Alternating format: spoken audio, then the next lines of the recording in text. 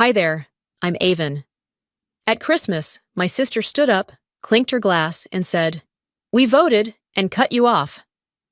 Everyone nodded, smiled, like it was nothing. But the part no one saw? The years they drained my bank account behind closed doors. The therapy I paid for. The wedding I funded. The hospital scare that turned out to be a lie. And just when I finally walked away, they came back, asking for help. How did I go from being not family to being their only lifeline?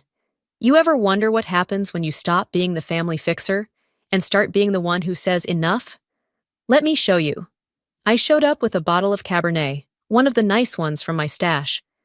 I even wrapped it with a bow like an idiot, like I believed this year would be different. The porch light at Rosen's place flickered once as I rang the bell.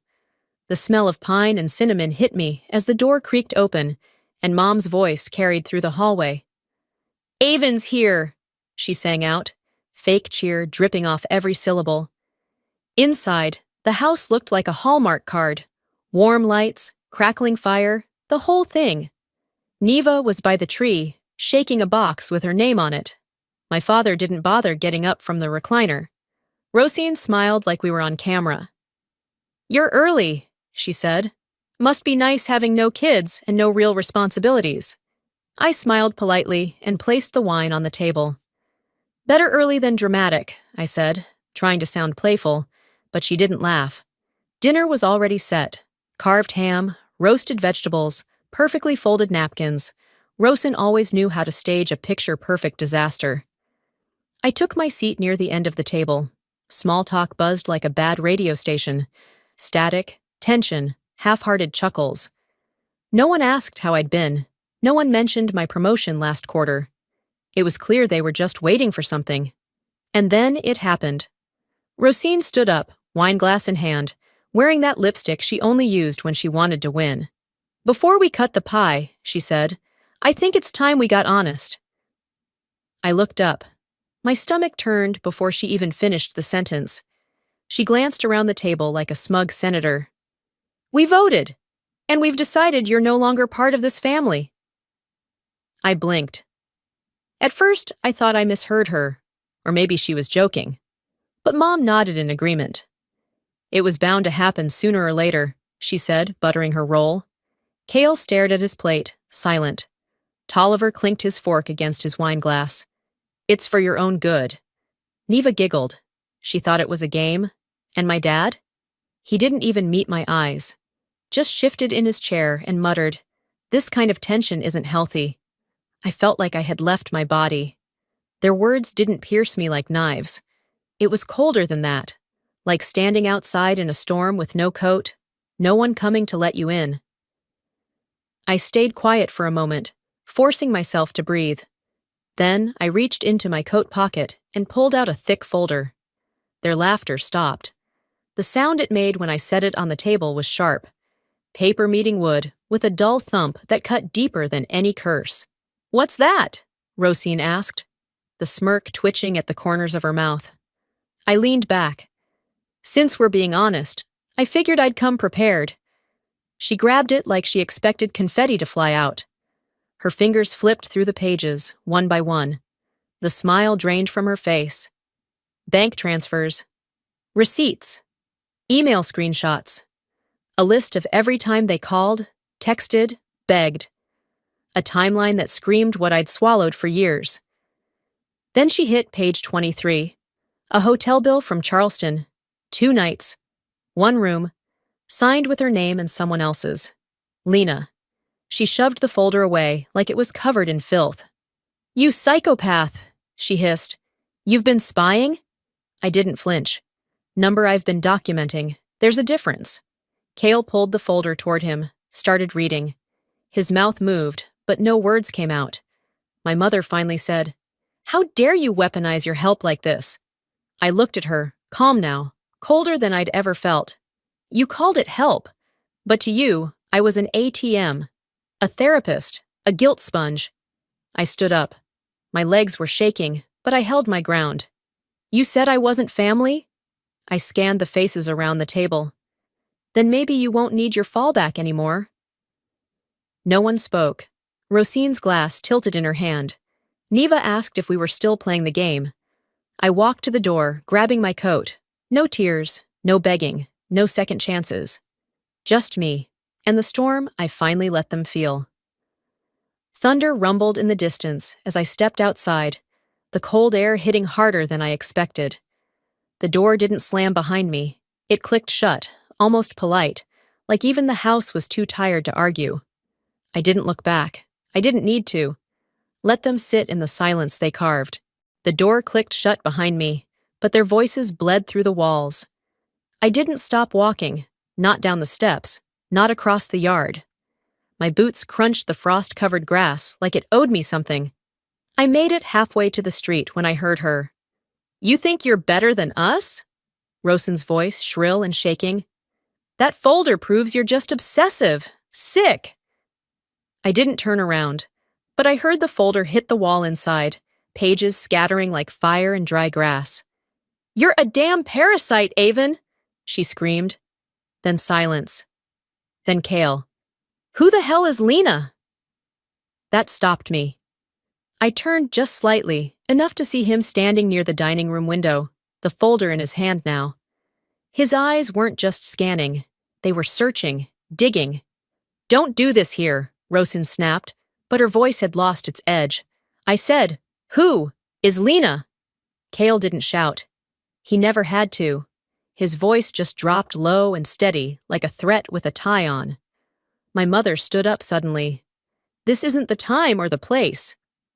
"The hell it isn't," Cale shot back. "You all wanted honesty. You all clapped. Now we're being honest." I leaned against the mailbox and listened as my sister's perfect night unraveled. "She's a friend," Rosine muttered. Cale read another line aloud.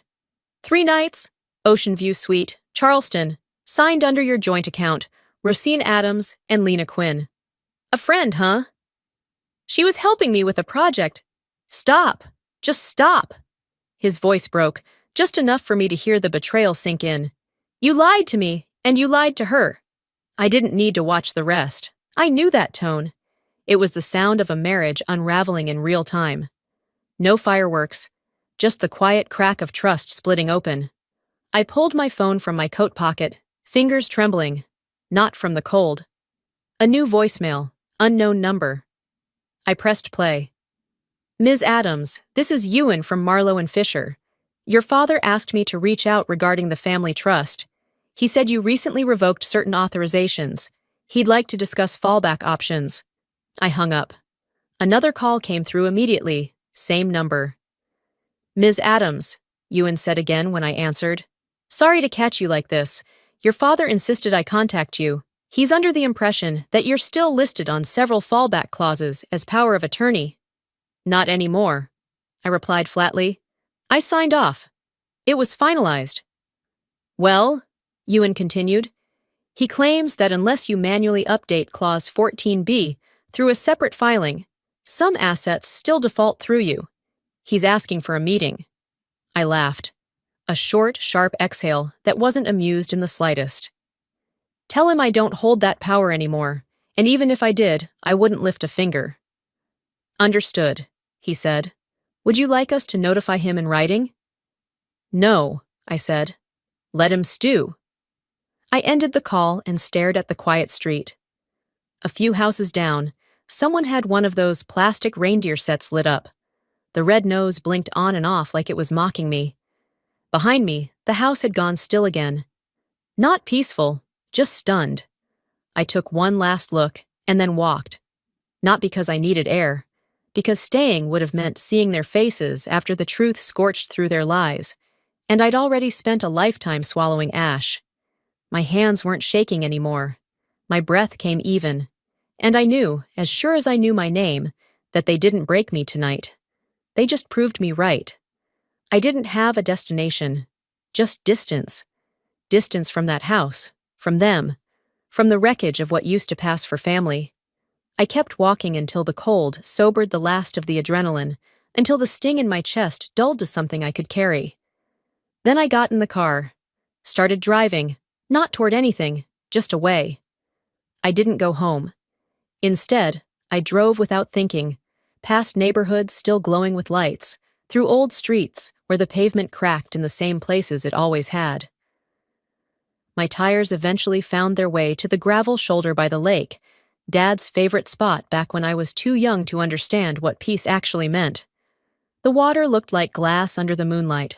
Not a ripple, not a breeze. Just stillness. I cut the engine and let the silence settle around me like a second skin. I used to come here when I needed clarity, before job deadlines and overdraft notices, before they learned I could be counted on for everything and punished for the same reason. I leaned back in the driver's seat and stared at the black expanse ahead. The cold crept in through the cracked window, but I didn't roll it up. My mind didn't drift far before it landed right back on them. Not tonight, not Christmas, but every single time they asked, and I said yes. There was the time Dad called at 6:12 a.m. "Just a little help, honey. The dental work wasn't covered after all." He said it like I'd offered first. Then came Mom's bill for a card I didn't open, for items I'd never seen. "Just this once," she'd whispered, like it was a secret between friends. Rosen's emergency therapy turned out to be energy healing with a life coach in California. I wired the money without asking, thinking maybe it was real. Maybe she really was in trouble. Then came the tuition fees for Neva. "We wouldn't ask," Senna said over the phone, "but the scholarship didn't come through, and you know how tight things are." No one offered to pay anything back. No one ever asked if I could afford it. The gratitude when it came was hollow, wrapped in guilt and expectation. "Only you can help." "You're the smart one." "You have a good job, we don't." It always ended the same way, with my bank account lighter, my breath shorter, and my silence mistaken for consent. Once, at a birthday party for Neva, I brought a book as a gift, something I'd loved as a child. Rosin looked at it, then at me, and muttered, "I guess we all give what we can." They used to tell me I was the backbone of the family. I didn't realize they meant the one carrying all the weight until I couldn't stand upright anymore. I blinked, snapping back to the present, still gripping the steering wheel with both hands. My phone lit up again. This time it was a memory, 3 years ago. A photo of Dad in a hospital bed, looking pitiful and pale. The caption from Mom read, "We're at the ER. Don't know how long he has. Please come." I remembered flying home that day, canceling meetings, moving a project deadline, rushing straight from the airport to the hospital in heels. I'd expected machines, beeping monitors, maybe an IV. Instead, I found him watching a football game and complaining about the soup being cold. "Oh, they were just being cautious," Mom said with a wave of her hand. "Better safe than sorry, right?" Safe. Sure. I remember sitting in the waiting room afterward, staring at the vending machine and realizing that my emergency was never really their emergency. I was the emergency contact, the fixer, the backup plan, not the daughter, never the daughter. I turned off my phone and stepped out of the car, walking down the worn path to the edge of the lake. The wind cut across the water, numbing my face. I didn't care. For the first time all night, I wasn't angry. I wasn't sad. I was just done. "They never needed me," I whispered into the dark. "They needed what I could give." And I gave too much. 3 days passed like breath held too long. I barely left my apartment, except to walk the dog and pretend normalcy still lived in my building. Asheville had turned bitterly cold, the kind that cracked your skin and crept into your bones, even when wrapped in wool. The lake hadn't offered answers, but at least it hadn't asked anything of me. Then Senna texted, "Let's meet, just us, no pressure." I stared at the message longer than I should have. My first instinct was to delete it. My second was to ask, "What do you want now?" But curiosity, fool that it is, won.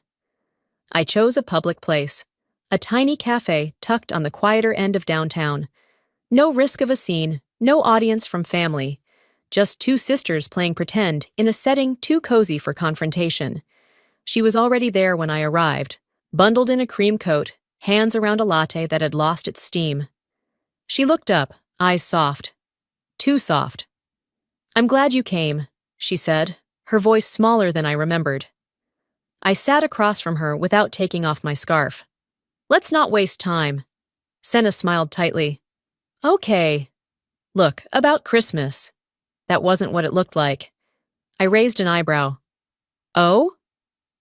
Did someone hack your voice and make you say I wasn't family?" She flinched, just slightly. It was heat of the moment. People were emotional. Rosin was pushing hard, and you went along with it, I finished. Senna didn't deny it. Instead, she reached into her bag and pulled out a manila envelope. My stomach turned. "What is that?" I asked, not bothering to hide the edge in my voice. She slid it across the table. "It's paperwork, legal stuff, power of attorney documents. Dad wants to reinstate you. We figured maybe if we handled this first, we could talk easier." I didn't touch it. "So this is what you meant by no pressure?" I said, voice flat. "Avon, we're all tired," she whispered. "You've always been the capable one. You understand how these things work. We're scared." I leaned forward, lowering my voice. "You don't get to cut me out and then put me back in when it's convenient." Senna looked away. "It's not like that." I pushed the envelope back toward her. "It's exactly like that. You all clapped when Rosin made her little speech. You toasted to my absence. And now, what? You're here because Dad's scared of losing control of the trust fund?" She didn't answer. "I'm not your legal shield anymore," I said, standing, "and I'm definitely not your emotional one." I left her sitting there, staring at the untouched folder, latte, now completely cold. That night, I couldn't sleep. My phone buzzed once. It was a message from Kale. "I owe you an apology. I saw what Rosin was doing for years, and I said nothing. I told myself staying quiet was neutral. It wasn't. It made it worse." Another message followed. "You weren't crazy. You were just alone." I stared at the screen, stunned. Kale had always been silent, detached. Switzerland in every family feud. But now, this? My fingers hovered over the keyboard. "Thank you." I typed it, then deleted it. I locked my phone and lay there, eyes tracing the cracks in the ceiling, mind running loops. The silence in the room felt louder after Kale's messages. And just as I was starting to make sense of that shift, the screen lit up again. The sun wasn't even up when my phone lit up again. Rosin. No greeting, no punctuation, just, "You've gone too far. If something happens to Mom or Dad, it's on you." I stared at the screen for a full minute, waiting for something else. Context, clarification, even a fake apology. Nothing came. Just that one line. Threat dressed as concern. A sentence so sharp it could slit guilt wide open if I let it. I didn't reply. Instead, I padded into the kitchen, flipped on the light, and poured myself a cup of coffee that tasted like metal. My hand trembled, not from fear, but from the pressure building just under my skin. By the time I placed the mug on the table, a hairline crack had already formed in the ceramic. They didn't want reconciliation. They wanted a reset button. They wanted the version of me that shut up and paid up, that smiled through insults, that kept peace by erasing myself. But I was no longer that version. By 9 a.m., I'd typed out a message to the family group chat 5 different ways. Deleted every draft. None of them felt like enough. Until I hit record. My voice didn't shake this time. "I am not your villain," I said. "I am your consequence." I let that sit for a second before continuing. For years, I stayed silent because I thought keeping the family together mattered more than telling the truth. I absorbed the jabs, the manipulation, the financial sinkhole you all made out of me. I justified it in my head, told myself you were struggling, but I see it now. You weren't struggling, you were feeding off me. I paused.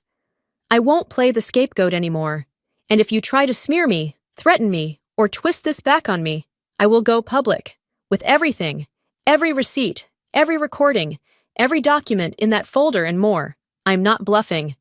I ended the message and pressed send. No dramatics, just clarity. The silence that followed was almost loud. 2 hours later, my phone pinged again. It was Branwen. I didn't know it was that bad. At first, I assumed she meant someone else. Then came another message. I'm sorry for clapping. I thought it was, I don't know, a show, like it wasn't real. Then another. Rosen said if I didn't support the vote, I was choosing sides, and Mom told me you'd already decided to leave. I felt cornered. I reread those lines 3 times. It wasn't a full apology, but it was the closest thing I'd gotten in years that didn't come laced with an ask. If you want me to speak out, I will. I didn't reply. Not yet. I wasn't ready to trust her again. But something in me softened, just a notch. That night, I sat at my kitchen table alone, with nothing but my breath and the ticking of the thermostat. My hands shook, not from fear, from release, from the relief of having finally spoken, of finally being heard. I whispered it to the quiet, just to hear it out loud. Maybe I was never the quiet one. Maybe they just never listened. The next morning, I woke to silence, but it felt different. Emptier, not heavier. I moved on instinct, boxing up the pieces of a life I no longer owed anyone. There wasn't a plan, just momentum. Like once the words had left my mouth, everything else had to follow. The last box landed with a dull thud near the coat closet. I didn't bother labeling anything anymore. Just shuffled the essentials into drawers, closed the cabinets, and breathed in the blankness of the new apartment. No family portraits, no heirlooms, no framed cross-stitches saying, "Home is where the heart is." Just walls. Clean. Silent. I'd signed the lease 3 days after the blow-up and finalized every severance I could think of. New emergency contacts, no shared financial ties, legal notices filed and documented. I changed passwords, moved accounts, even scrubbed Dad's name off the trust backups they thought I wouldn't catch. I'd missed nothing this time. On the kitchen counter, folded neatly, was an old red sweater, one Mom had given me during a particularly awkward Christmas years ago. It had gold-threaded snowflakes and a little stitched tag inside that read, "Love you always." That same year, she'd called me selfish for not co-signing a loan for Tolliver. I donated it to a shelter on my way to the grocery store. My phone buzzed. I opened the family thread one last time and typed, "My number stays the same, but you'll never reach who I used to be." Then I blocked them all. Every last one. I didn't expect silence to feel like safety, but it did. For 3 days, nothing came. Then the messages started again, but this time from new numbers. The first was a photo. Their living room. The usual tree. Same placement. But there was a gaping hole where presents used to be stacked. "It doesn't feel the same without you. Neva cried all night," Senna wrote. 10 minutes later, another one. "We're behind on the mortgage. You don't care anymore, do you?" Rosin. Then Tolliver of all people. "We all said things we regret. But you went nuclear. Why would you do this to your own family?" None of them said sorry. None of them asked how I was doing. They just pointed fingers, draped in concern, as if their discomfort was my crime. I stood at my new kitchen window, the city lights dimming behind mountain fog, and let the texts pile up like junk mail I'd never open. Then I poured a glass of wine. No holiday glassware this time, just a clean tumbler, and stepped out onto the balcony. The cold didn't bother me tonight. No music played, no messages popped in. And for once, no voice inside me asked if I'd gone too far. They didn't want me healed. They wanted me manageable. And I finally understood the difference. A few nights later, the cold started to feel familiar, almost welcome. I sat on the balcony longer than usual, watching the lights from the neighboring building flicker on and off. Somewhere, a dog barked twice, and then nothing. I liked that kind of quiet, the kind where no one needed anything from me. Then my phone buzzed. It was a message from Lila Harmon. We hadn't spoken in over 10 years. College friends turned Facebook background noise. "Hey, sorry to ask, but are you okay? I heard you were going through something. Rosen messaged me. Said you might be in a dark place. Wanted to make sure you're safe. I didn't respond right away. I stared at the screen until it dimmed and locked. So this was her new game. I opened Messenger, another one, and another. People I hadn't talked to in ages, some from high school, others from a job I'd left long ago, all with eerily similar messages. She said you've been isolating, that you might be overwhelmed. If you ever want to talk, I'm here. It's okay to not be okay. Each one came with a sickly sweet tone, wrapped in concern, but dipped in judgment. This wasn't worry. This was a campaign. A few hours later, the smoke turned to fire. A vague post went up on Facebook, written by a woman named Andrea, someone I'd worked with years ago on a nonprofit project, now a casual acquaintance at best. We need to talk more about mental health, especially when people lash out, cut off their families, and claim victimhood while causing chaos. It didn't name me. It didn't have to. 3 comments down, a mutual friend tagged my name. Then someone else dropped a screenshot. An out-of-context text I'd sent Senna months ago. I'm not sure I can keep doing this with them. It's exhausting. That one word, exhausting, was all they needed to spin a new story. That I was unstable, emotionally fragile, dangerous. The whispers came next, in direct messages, in subposts, in the language of polite cruelty. She used to be so sweet, now she's cold. It's the holidays. Who cuts off their family at Christmas? Maybe she needs help. Then, a comment from Aunt Faye, who hadn't spoken to me since I was a teenager. We should all just pray for her. I didn't cry. I didn't rage. I opened my laptop instead and started drafting a public response. Something sharp, articulate, laced with proof. But halfway through, I stopped typing. What was the point? They weren't looking for answers. They were just looking for control. So I called my lawyer. By the end of the day, Rosen received a formal cease and desist notice. Attached were screenshots, message logs, and a warning that any further defamation would be met with legal consequences. No more phone calls, no more folder drops. This time, I spoke in their language. That night, as the final email was sent, I whispered to myself, "You're not winning. You're gasping." And the silence that followed? It told me she heard. The silence didn't last long. 2 days after I sent the cease and desist, there was a knock at my door. 3 sharp raps, followed by nothing. I wasn't expecting anyone. I checked the peephole, heart tightening. It was Branwen. She stood there with a duffel bag slung over her shoulder and a tote that looked like it had been hastily packed. Her face was blotchy, eyes swollen, mascara smudged. No smile, just exhaustion. "I'm sorry for showing up like this," she said as I opened the door. I stepped aside without asking. She walked in slowly, like her limbs were heavy. I didn't speak, not yet. I just waited. She stood in the middle of my living room for a moment, then finally whispered, "I can't stay with them anymore. It's poisoned, all of it." I nodded once, then locked the door behind her. We sat down side by side on the couch, like old friends who forgot how to start over. It was a long time before she spoke again. "I should have said something sooner," Branwen murmured. "But after I messaged you, Rosen found out." I looked at her, my chest tightening. "She cornered me in the kitchen," she continued, her voice shaking. "Said if I ever contacted you again, she'd cut me off completely. Told me I was choosing a traitor. Then Mom chimed in. Said loyalty meant silence." Branwen paused, eyes glassy. I don't think I ever realized how deep it went. The control. The fear. "Yeah," I said softly. "It's easy not to see it until you're the target." She looked at me then. Really looked. "Kale left. He's staying at a friend's place. He told me Rosen tried to push him to write a statement about your mental instability. He refused." My throat burned. Branwen reached into her bag and handed me a folded piece of paper. A printed email. A full thread of messages.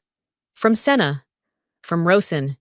Each one nastier than the last. Gaslighting, threats, manipulation. "You were right," she said. "About everything. And I'm done pretending too." I didn't realize how much I needed to hear those words until they left her lips. Later that night, another message came in from Rosen. You turned her against us. Just like you poisoned everything. I didn't hesitate. You did that all by yourself. Then I blocked her. Phone, email, every platform. I opened a document I'd been sitting on for weeks. A formal affidavit in support of Cale's divorce filing. I signed it, scanned it, sent it to his lawyer. Done. Branwen and I sat on the balcony that evening, the sky bruised with January cold. I brought her a blanket. She didn't thank me with words, just tucked it around herself and leaned back in the chair beside mine. We didn't talk. We didn't need to, because for the first time, the silence between us didn't feel like avoidance. It felt like peace. You're safe here, I said after a while. For real this time. She nodded, exhaling slow, and I realized quietly that maybe I was safe too. 2 weeks later, I found the letter in my mailbox, tucked between a utilities bill and a coupon booklet. No return address, just my name, handwritten in a familiar, tilted script that stopped me cold. I stood there on the steps outside my building, fingers tightening around the envelope. My first instinct was to toss it. Trash can was only 6 steps away. But something in me said, read it, not for them, for me. I walked upstairs, placed it on the counter, stared at it for an hour while the tea water cooled. Then I sat, opened the flap carefully, and unfolded the first page. We miss you, every day. No apology, no admission, just that line, scripted in my mother's loopy cursive. Page 2. Your father hasn't been well. His breathing's gotten worse. And Neva, she keeps asking when you're coming back. She drew you a picture. A pang, not a sharp one, just the kind that brushes against old bruises. Then the third page. We might lose the house. The mortgage is too far behind. We just need a little help. After that, we'll never ask again. Please, Alvain. That line, we'll never ask again, was underlined twice. I read all 3 pages once more. Then I folded them up, stood, and carried the letter outside. On the balcony, I pulled out the ceramic bowl I used to keep succulents in, set the letter inside, lit a match. The paper curled fast, black edges folding in on themselves, ink bleeding into orange flame. I didn't cry. I didn't scream. I didn't even feel sad. I watched the smoke rise, soft and thin, vanishing into the sky, and whispered, I'm not angry anymore. I'm just done. There was something final in that moment. Not like slamming a door, more like taking the key off your ring and tossing it into a river. Later that night, I found an old emergency contact form I'd left half-filled in a drawer. I pulled it out, crossed off every old name, wrote in my own, me, finally, me. A few days after that, Branwen asked me if I could walk Neva to school. She had a shift and didn't want to leave her daughter with a sitter. I agreed without thinking. It wasn't an obligation. It was a choice.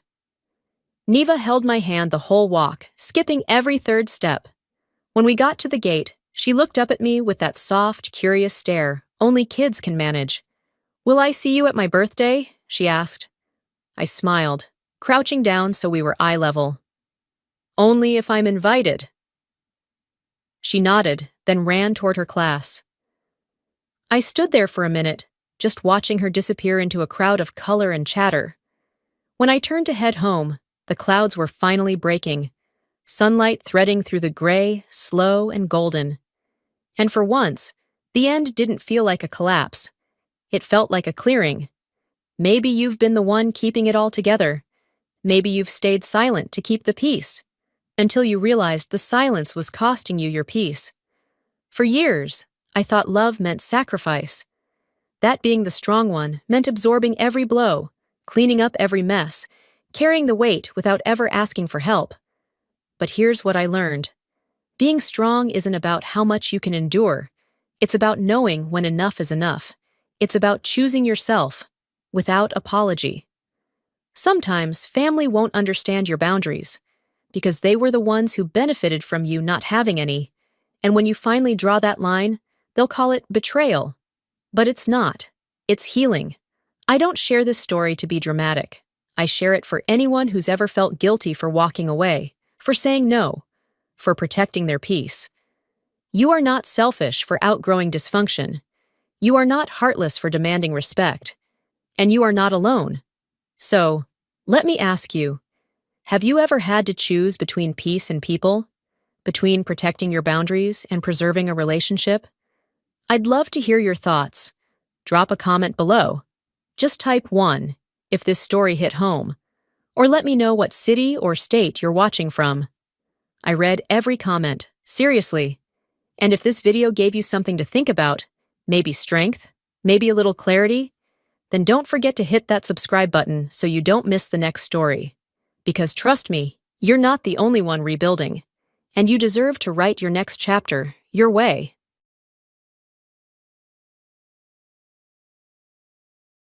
This is good enough for a worthless employee. I received an invitation to my wife's office for a get-together. But when we got to the location, we saw that trash cans had been positioned in place of our chairs. My wife's boss approached us, seeming a little surprised at the whole thing. I prepared something just right for a worthless employee like you. With such a disrespectful tone, as if he were undermining the very worth of my wife, I was unable to control my rage. I finally snapped when he started making fun of someone we both respected. "Could you call Mr. Ruin, please?" My normally patient wife asked a subordinate worker, looking clearly irate.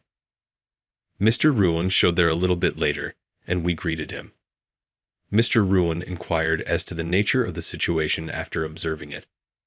The supervisor was as white as a sheet when he soon told the truth.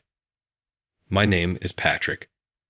My spouse and I are 56-year-old business owners. Sophia, my spouse, is 6 years my junior and is employed at a different employer at the moment. About 30 years ago, I got to know Sophia through a mutual friend. Our same interests allowed us to connect despite our modest age differences, and now here we are. Our 2 sons are grown up, married men with families of their own. My oldest son is currently training to become my company's manager since I intend for him to take over my firm one day. I go somewhere virtually every weekend without fail. Once again, Margaret, I appreciate your support today. As always, I truly appreciate you coming to help." The 70-year-old Margaret owns and operates a bento cafe. Her husband used to co-manage the shop with her, but he passed away from illness a few years ago, so she is now the only one who runs it. Margaret has supported me ever since I was a student, frequently getting me bentos at a deal when I was having financial difficulties. She's been a great assistance to me and many others like me, and her shop has survived because both locals and regulars adore it.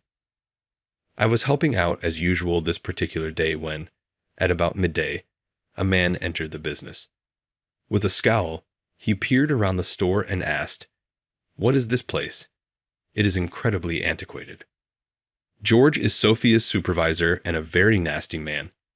He is already the head of the sales department at the age of 34. It's thought that he will eventually take over the corporation. His wife, Grace, is the president's daughter. Whatever his position, though, I can't ignore remarks this rude about the store. I made the decision to speak up. "Excuse me, but isn't it rude to be so disrespectful right when you walk in?" "Oh, so suddenly this store offends its patrons." Without even the tiniest trace of regret, George remarked, "I guess when the shop's like this, the employees are just as low class." He must be new to this place based on his attitude. How could someone acting in such an unfamiliar manner in a foreign place? I was on the verge of answering him just as he had indicated. Moreover, George didn't alter his patronizing tone of voice when speaking. "Grace asked me to come buy a bento, but you better offer a good bento." George sent me a disdainful look and remarked, "This shop is finished if you serve something bad." Despite the fact that he shouldn't have such power, his actions gave the impression that, simply because he will be the next president, the world revolved around him. Someone who is so obviously haughty is someone I can't like. I started to respond, but Margaret stopped me because I was so enraged. She then turned to George and smiled gently, saying, "I apologize if the shop looks old and offends you. Could you please pardon us? I'll make the bento less expensive." George looked over and chuckled, seeming satisfied with Margaret's submissive demeanor, stating, "The elderly woman comprehends your role considerably more. Hey, old man, you really ought to get a customer service mindset." With that, he accepted the handed bento and walked out of the store. Margaret smiled and remarked, "You shouldn't take such a thing seriously," to me, who was still agitated. Individuals who are merely arrogant about their status ought to be dismissed with ease. I see, that's enlightening. I couldn't help but smile bitterly as I observed Margaret's complete lack of reaction, thinking, I still had a long way to go. When I told Sophia what had happened at the bento shop after I got home, she looked annoyed. George appears to act haughtily at the corporation as well. Despite her repeated warnings, it seemed that he reacted angrily. On the other hand, he acts civilly toward Grace and his superiors. Internally, they don't think well of George, but they also don't speak out aggressively because he will be the next president. He will eventually be in charge of the company, therefore it would be problematic if he didn't cool down a little. Sophia sighed after saying that. Then, after a while, President Ruin demanded that I attend a meeting that was being conducted at Sophia's workplace. Naturally, because I had no excuse not to go, I made the decision to go to the meeting. When we arrived at the location on the day of the meeting, we welcomed our invited acquaintances and made our way to our designated seats. However, we were met with an incredible scene in the next instant. We were shocked to see trash cans in place of the chairs that were supposed to be at our seats. "What's this all about? Have you heard anything, Sophia?" "No, not at all. This is too much, even in jest." While we were perplexed, George came up to us. "At last you arrived, you useless worker. Thus, you're the shop's elderly proprietor, correct? This elderly woman cannot have you for a spouse, can you?" George said while sneering at us. Moreover, with a broad smile, he started talking about the garbage can. What are your thoughts? Wasn't the surprise I planned a big success? Did he really mean what he said? This isn't shocking. Harassment is harassment, and regardless of your perspective, it's always unpleasant. Sophia addressed George since he was not displaying any symptoms of regret. "George, why are you doing this to us? It's evident, of course, isn't it? I set up the ideal seats for a useless worker such as yourself. It is ridiculous to use a trash can as a seat." His words, as though they denied our fundamental identity, left us unable to control our rage. "Is this the seat then? Keep me out of your hair. Is this sufficient for such a useless worker?" That was said by George, who remained unfazed by my irate yell. I was furious that he had been labeling Sophia a useless employee for some time now, but I also had a lot to say about his actions and mindset. First of all, Sophia has been a dedicated employee of the present organization for around 30 years. It's not hyperbole, in my opinion, to describe her as a major contributor who has long supported the sales department. As a matter of fact, I am frequently visited by subordinate staff members who are envious of her. Someone labeling her a worthless employee was something I could not stand. Please explain why my wife is deserving of the moniker worthless. George looked down on me and stated, "This old woman keeps nitpicking at the way I do things," as I pressed him further. Anybody who disagrees with their supervisor is inherently unworthy. What a crude reaction. Since he is expected to run the company in the future, Sophia has been trying to correct him. However, he ignores her corrections as backtalk and continues to annoy her. I began to genuinely wonder if a person like him should ever hold the position of CEO. Sophia, who had up until then remained mute, suddenly said, her face serious, "George, you're going to be running this company. You won't be able to safeguard your staff if you act in this way, and no one will follow you." Her intention was not to be confrontational. Sophia has frequently shown her love for the business and her sincere worries about its future. Those remarks were also spoken with concern for George's future. But it didn't seem like he understood that at all. "Why can't you just take a hint?" he shouted angrily, clicking his tongue. "You're the one causing trouble for the department since you consistently disobey your boss." If his assertion were accurate, Sophia would lose all respect. But in all honesty, it's she, not him, who is genuinely admired. Any employee in the sales division would undoubtedly have nothing but positive things to say about her if you questioned them. Is it really necessary to single her out for attack simply because she made a small criticism? While I was thinking about this, George said something really unexpected. "To be honest, I've always felt that you were in the way. It annoys me because even though I'm the department head, everyone seems to like you." At last, I realized he's just jealous of Sophia.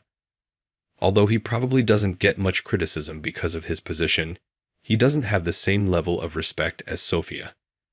It is evident from listening to our visiting juniors that they have low opinion of George.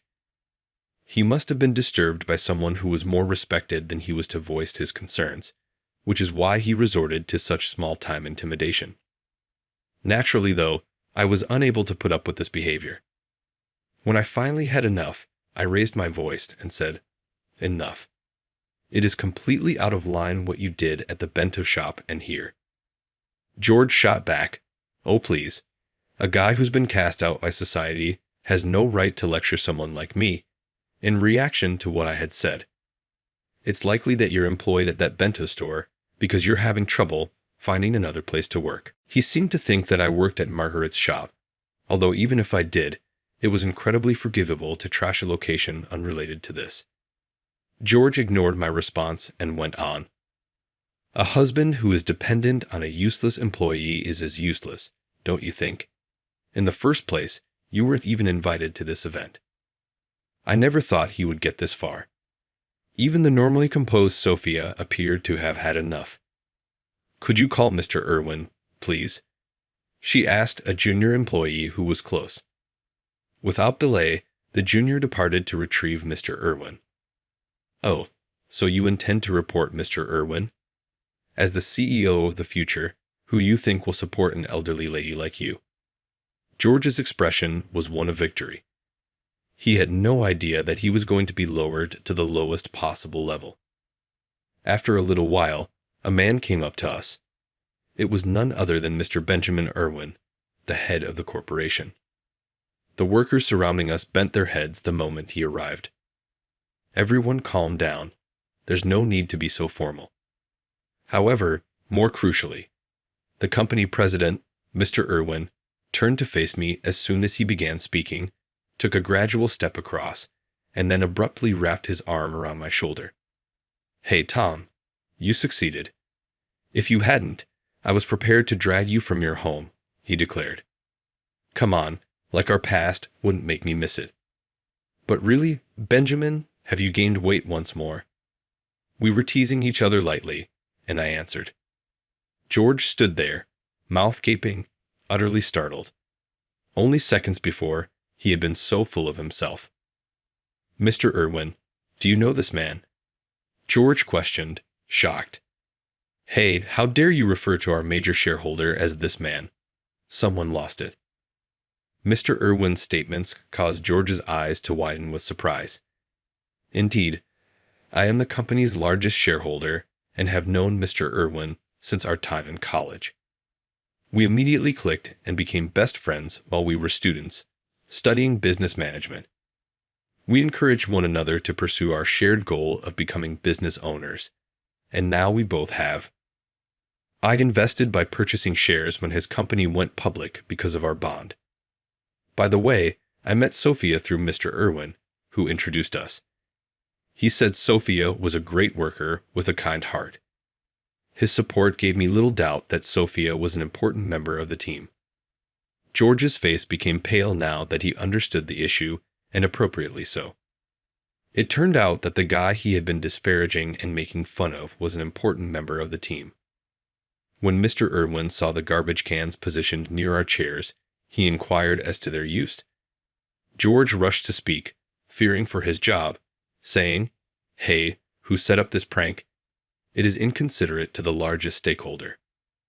It amazed me how quickly he changed his attitude after having looked down on us a few moments before.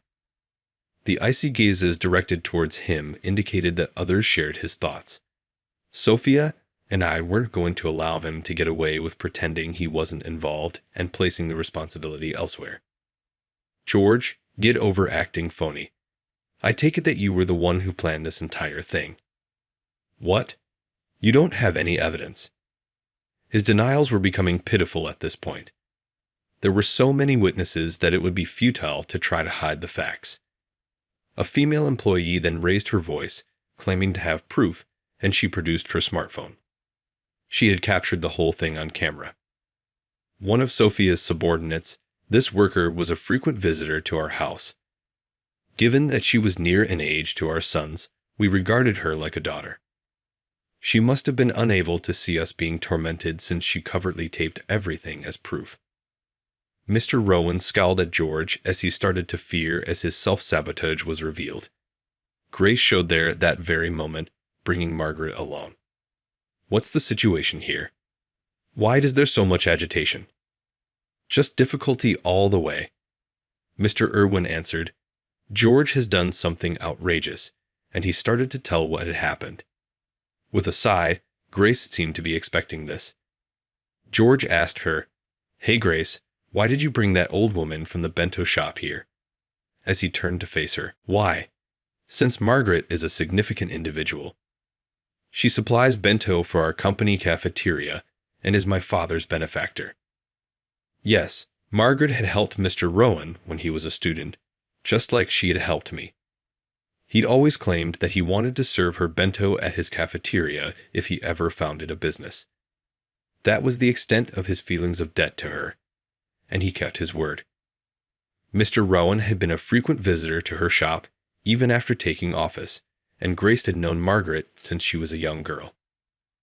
"Margaret told me everything, George. It seems that you offended her, Tom, and the store when I asked you to purchase a bento the other day." "No, that's not. Margaret may have promised at the time to overlook it, but she made sure the people who needed to know were informed. How could you think it's okay to look down on so many people?" George could not afford to appear indifferent to Mr. Irwin's rage. He was clearly trembling. And if that wasn't enough, Grace gave George a fierce look before disclosing an astonishing reality. "George, do you not have a confession to make? Similar to how you interact with other ladies, maybe." The room shook at what she said. All were stunned, with the exception of George, who was suddenly pallid with fright. Grace then started to go into detail. Grace had observed that George had been acting strangely and arriving home late lately. Grace became suspicious of his actions and hired a detective, who ultimately revealed that he was seeing another lady. There was clear proof that the woman was a hostess from a club he often visited, and they had been seen traveling and staying at hotels together. Furthermore, there was alarming information in the audio recordings of George and his partner's chats. After he became president of the company, he had planned to get a divorce from Grace and live with his partner. The sheer audacity of his plot astonished everyone. "Everything about this is false. There's someone out to get me." George gave a frantic protest. "Oh my goodness. Could you then clarify where the funds you claimed as business expenses actually went?" Grace inquired in a pointed tone. A fresh tension pulsed through the room. It appears that a certain sum was expensed without a detailed justification for its usage. It was discovered that the specifics, which included travel expenses and entertainment for clients, were made up. The file was submitted under George's name, probably because he had embezzled the money to treat his mistress. Sweaty and helpless to protect himself, George looked away. Everything Grace had accused him of was obviously true. My rage was heightened by the idea of being made fun of by a man like that. "You spent so much time belittling others, but it seems the real worthless employee isn't my wife, it's you." This time, George did not respond, and his silence spoke volumes.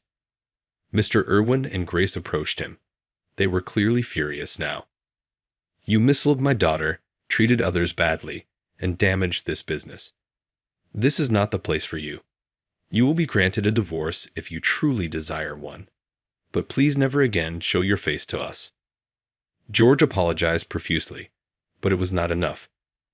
He was taken out of the venue by force. After that, Mr. Irwin walked around expressing his regret for disturbing the other staff members and visitors. I went up to check on Mr. Irwin and Grace after things had calmed down. They appeared to be in surprisingly good spirits. To be honest, they were happy to have found the truth and handled the matter before it became worse. As Mr. Rowan had always been unwavering, Grace had obviously inherited this also. Margaret, who had been observing us, spoke up as we were conversing. "You two have matured significantly. It appears that I am the one who needs your assistance the most these days. We're sorry for making you uncomfortable." Margaret, Grace, and Mr. Rowan bowed their heads again to Margaret, who simply laughed and said she was happy that everyone had looked out for her, and that it was good to see George put in his place. George was ultimately taken into custody for embezzlement. Naturally, his mistress left him, and he lost his job at the company. Mr. Irwin stated unequivocally that George's destiny will be determined in court, and that there would be no out-of-court settlement. After handing up my company to my son a few years later, Sophia and I took over Margaret's bento store. Since we frequently assisted at the shop, we had been thinking about this for a while, and Margaret was eager to let us take over since she wanted to retire. Our objective is to maintain the tastes that Margaret established while also increasing the shop's level of community affection. Thus, a fresh phase of our existence commenced.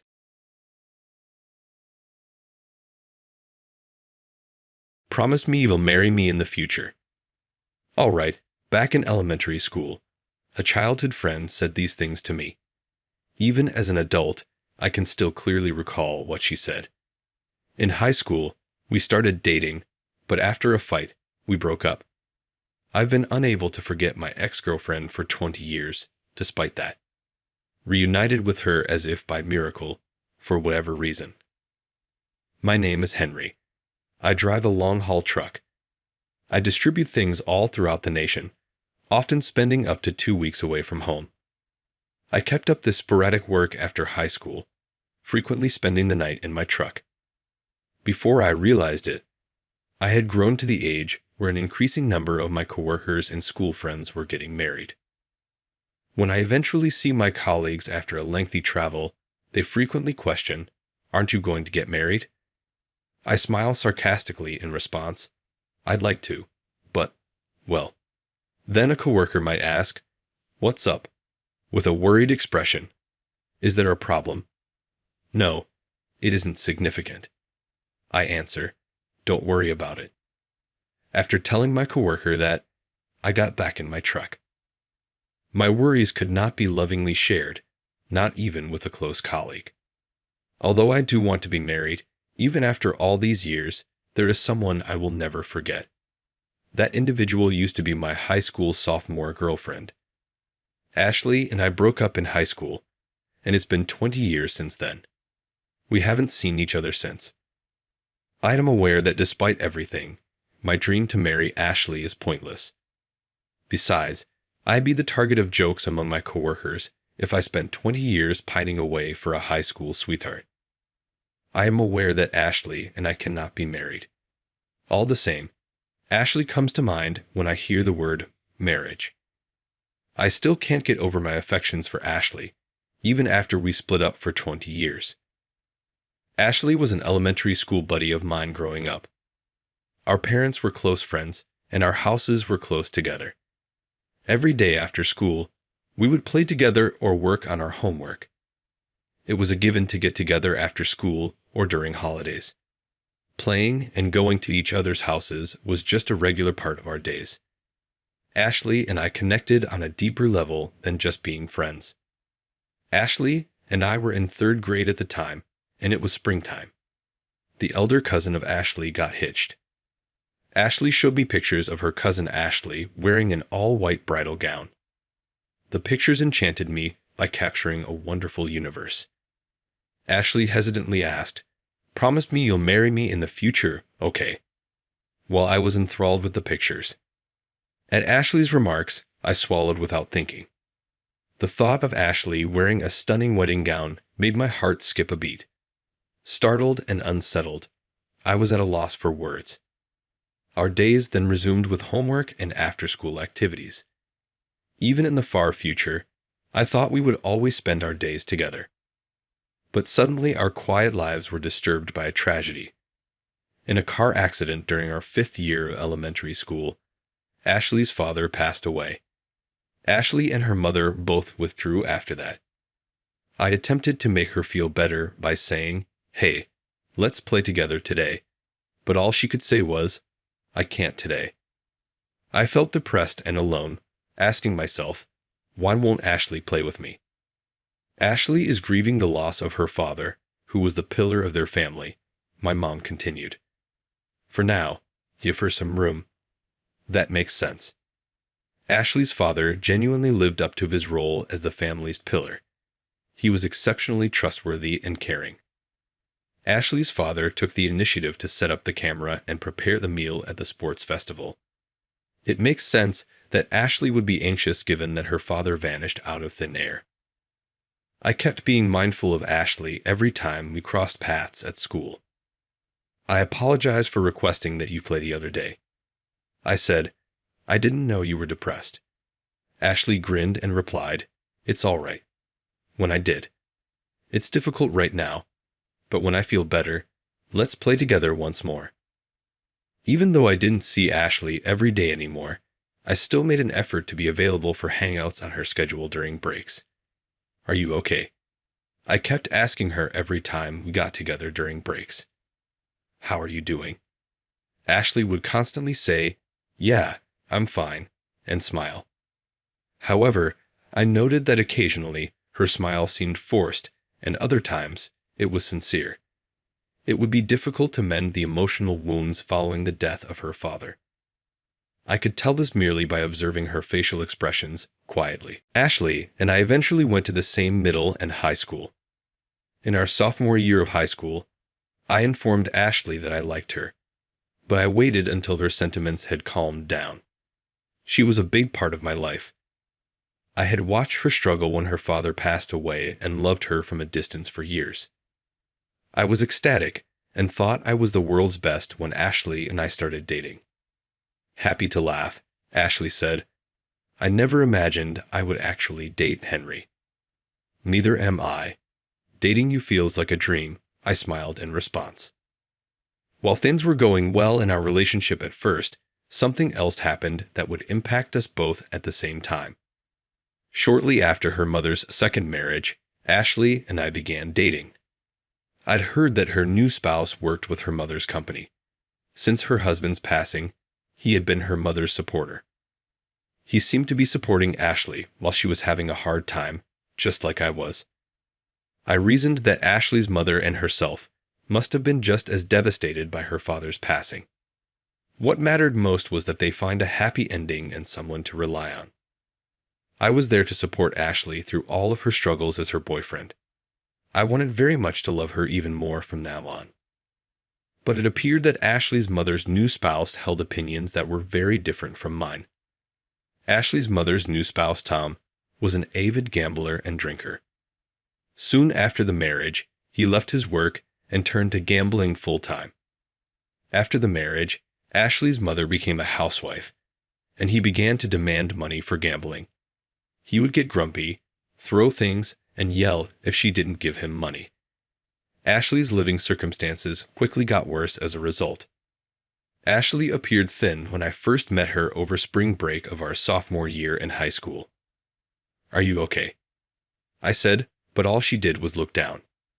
Ashley abruptly raised her face, scowled at me, and began to complain quietly. "Hey, how about we get together more often? Why is the same cafe where we meet every time?" Her unexpected remark surprised me. However, wouldn't it be wiser to focus on exam preparation right now? In addition, we're students and don't have a lot of money, I said. She became enraged and started expressing her long-held anger right away. We always use the excuse, we're students, we don't have money. How much longer must I put up with you, this aimless person? After hearing Ashley's comments, I was certain that I lacked maturity in many romantic areas, and I found it difficult to fully comprehend her emotions. I wanted to make her happy in the future, so I gave exam preparation top priority. I'm just a healthy teenage boy going through puberty, to be honest. I'm keeping a lot of things to myself because I believe they will be for the future with Ashley.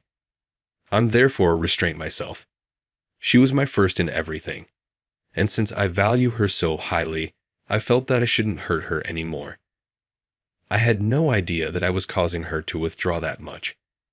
It would only make her unhappy to stay with me. For the benefit of both of us, let's break up. This was a big choice for me. Ashley cried bitterly and questioned, "Why are you leaving me like this?" We eventually broke up and continued our high school careers apart, entering our final year. However, she had left the school. I went to her house out of concern, but it didn't look like anyone was home. A few days previously, over spring break, we had split up. I was clueless as to her whereabouts at this point. "Hey, are you aware of the rumors surrounding your former girlfriend?" That's what a friend who shared this experience with me said. They appear to have escaped to her mom's family house after her mom's new spouse had gambled away all of their money. My friend told me this, and while her home phone and cell phone were unreachable, it worried me about her. Naturally, I was also unaware of the location of her mother's family's house, including both its address and phone number. Though I truly regretted our split, it was too late to look back. With a heavy heart, I plunged myself into my current profession after high school. For the first time in years, a coworker asked me out for drinks one day. Normally, I don't go out to drink, but for my colleague's birthday celebration this year, I made an exception. The downtown area was crowded with people on this Friday. Abruptly, I saw a woman in a pub, holding a menu and shivering like a puppy. She was trembling in just a short-sleeved shirt, even though it was November. Upon closer inspection, I realized the woman was none other than my 20-year-old ex-girlfriend, who I assumed was in trouble. I didn't even need to look aside to run over to her as soon as I recognized her. "What's up?" my coworkers said as they followed me, curious as to what was going on. "Ashley, are you right?" "Long time no see," I panicked, fearing that I could have said it incorrectly. With wide eyes, she exclaimed, "Henry, really? Do you know her?" "Let's not just chat all day. Let's enter this bar," she exclaimed with joy. My coworkers went into the pub where she was employed. Until we were seated, we awkwardly rode the elevator in quiet. My coworkers made fun of me by asking, "So, what's the issue with her? Merely a friend or something more?" They chuckled. Despite the jokes from my coworkers, I said quietly, "She's an ex-girlfriend from 20 years ago." That was when my coworkers became numb. "How come? 20 years prior. At that time, what was your age? It's awkward for us now as well. You ought to have spoken out before we went inside." "It was you guys who hurried in before I could give an explanation," I remarked, getting angry at my coworkers. Ashley came up to take our order just as I was becoming mad at my coworkers. "Have you decided on your order?" a coworker blurted out. "Then, let's have a single batch of beef burgers. I'll eat stewed beef and a pint." He also placed an order for me, saying, "This guy will have the beef burger set and a cocktail." I said, "There's no need to decide for me." "Well, we feel more uncomfortable about it," my coworker said. With a laugh, Ashley stated, "It's all in the past. Don't stress over it." She returned to our table after receiving our order. It's Friday, yet there's not as much activity as usual. Thus, take this as a special. Ashley went on to explain why we hadn't seen each other in 20 years and the circumstances behind our breakup. Yes, exactly as my friend had described it. Her mother was regularly pressed for money by her mother's new husband, an unemployed gambler. After a while, her mother had been telling Ashley, "Someday while he's asleep, let's run away," and until her savings ran out. It appears that they were packing their things in secret in order to flee her stepfather. It hurt so much that it was becoming apparent that we would break up. She admitted, tears running down her cheeks, "I said horrible things because I wanted you to dislike me." My coworkers, who were paying close attention, were shocked but remained silent as I gave her a wordless hug. I answered, "If breaking up was difficult for you, you ought to have told me that." However, I was unable to be open about how I felt. I was also unable to abandon my mother. Since I was still a child, I couldn't make the right choices. I apologize for expressing anything that upset you. After that day, we started seeing each other again, she retorted. Because he was stealing all the money at the time, and I wanted to help my mom, who was crying, I was unable to resist him. My final choice was to choose between my parent and my partner. "Is your mom okay now?" she asked, her smile bitterly put down. I answered, "It took some time, but things are finally calmed down. So let's make our time together a priority going forward. Up until now, you have prioritized your parents. It's time to make up for the time you two lost together." She was taken aback. "Are you getting back together after 20 years? Are you certain about me?" "I haven't stopped thinking about you for a single day in the past 20 years. To be honest, I never thought I would love someone as much as I did. Are you going to date me once more?" I inquired. She silently nodded while shedding tears. 20 years passed, and we rekindled our romance. I want to appreciate this time and think about getting married. We had both long prioritized our families and jobs up until this point. I'm hoping that we can start making our time together a higher priority because of this. I am so happy that the marriage I had nearly given up on with my partner is suddenly getting closer. I couldn't let go even after we split up, and I'm still working hard to be married to her now.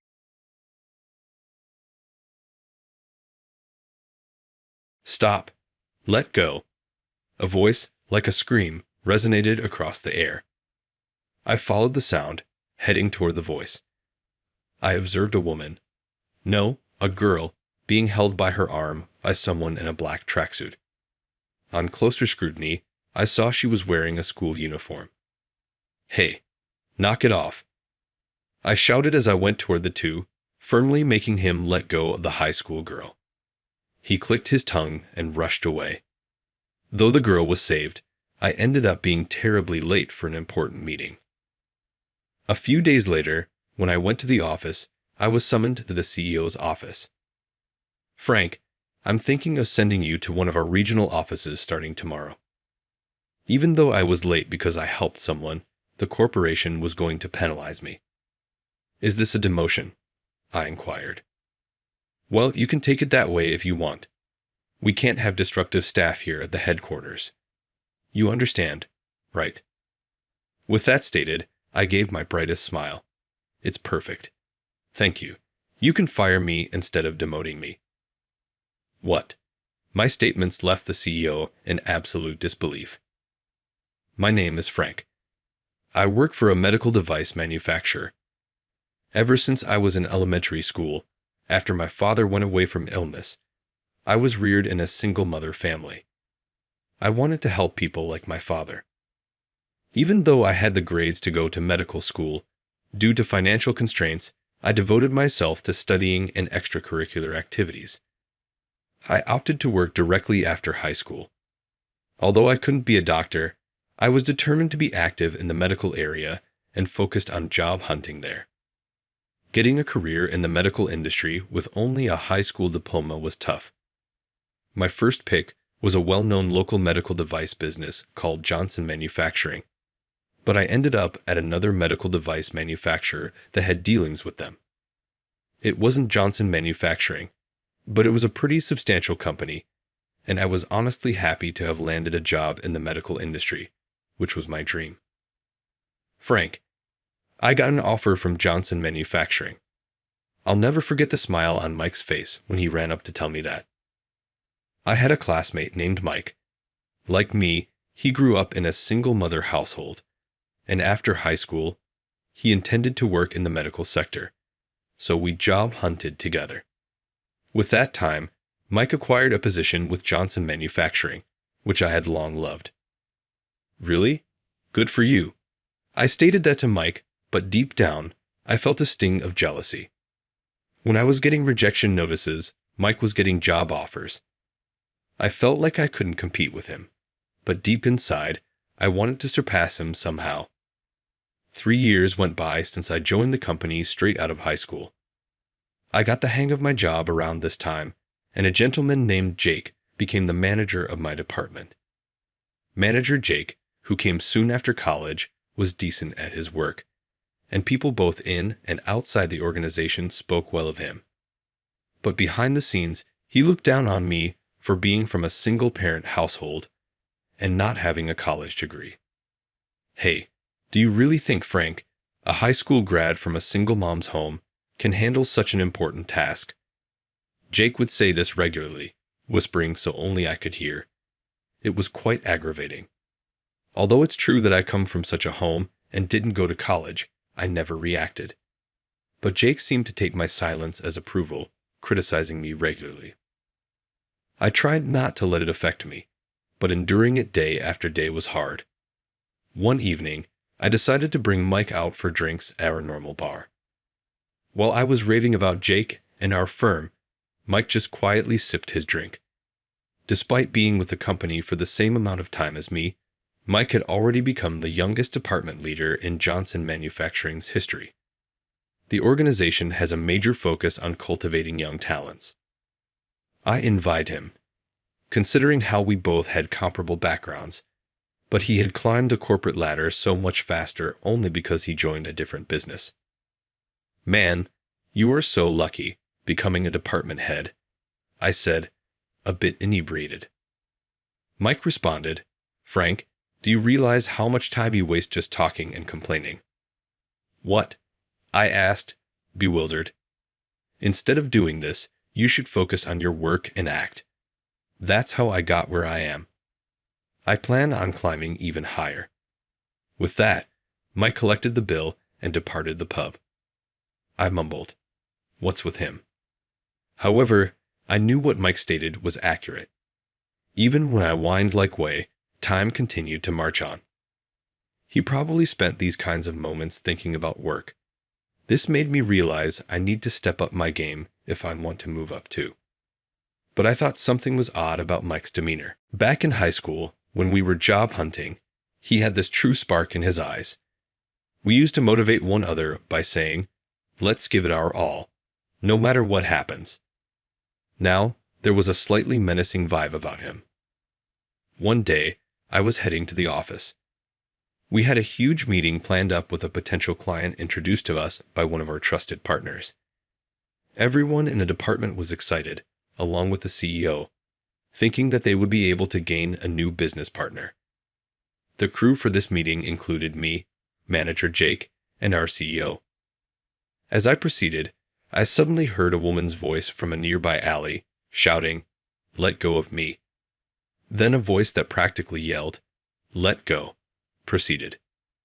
I ran towards the voice and noticed a man in a black tracksuit clutching the girl's arm. On closer inspection, she was in a school uniform. Come on. No, let me go. Hey, stop it. I raced over and pulled the girl away from him. The person clicked his tongue in irritation and rushed away. I was more concerned about the girl than chasing him. Thank you so much for helping me. Looking at her, I realized she wore the uniform of a famous local school. Are you okay? Yes. I was just walking when he suddenly grabbed me. I don't know how to thank you.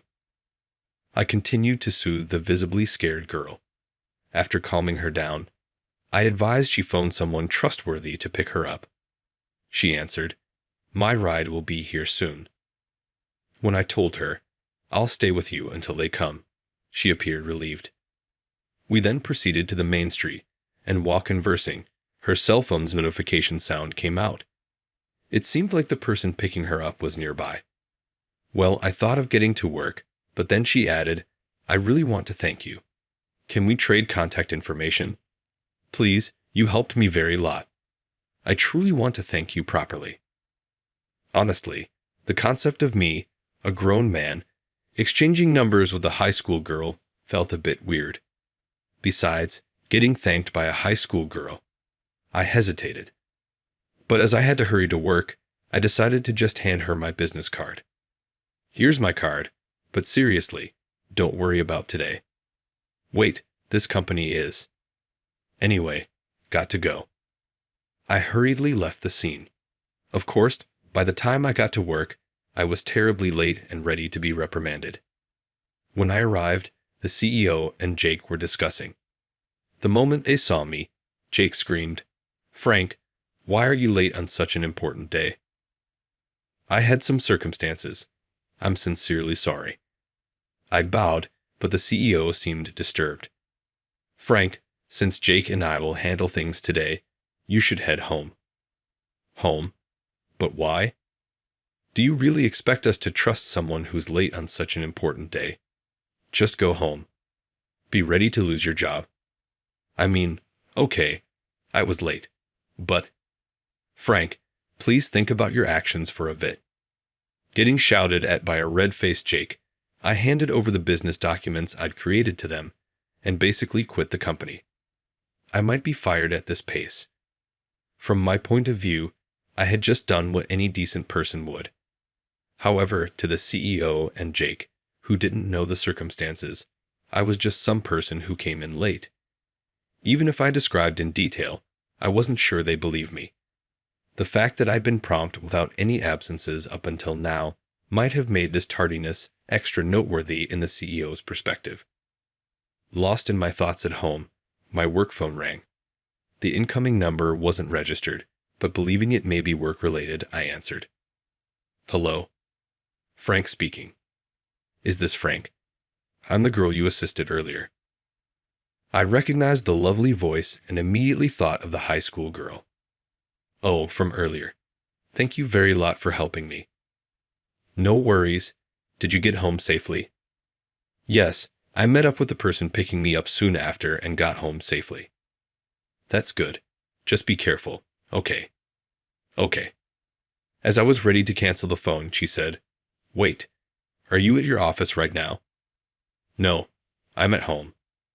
"Then, I'd really like to come over to thank you." She sounded excited. "Really? It's okay. I merely did what anyone would have." But then she responded, "My dad really wants to thank you in person." "Your dad? If it's all right, may we come to your place right now?" Although I hesitated, it felt that if her dad was insisting, refusing further may just lead to a never-ending loop. So I agreed. After revealing my address and ending the contact, around an hour later, my doorbell rang. Opening the door, I noticed a middle-aged man in a black suit. I thought for sure the high school girl would be there, so I said in a dumb voice, "Huh. Are you Frank?" "Yes, that's me." "Please wait while I call for her in the car," he added as he opened the door to the back seat of a high-class black car that you would never see in a residential area around here. The high school girl and a dignified-looking man in a suit stepped out. Just the man's presence transformed the mood, making me instinctively straighten up. Where have I seen this dude before?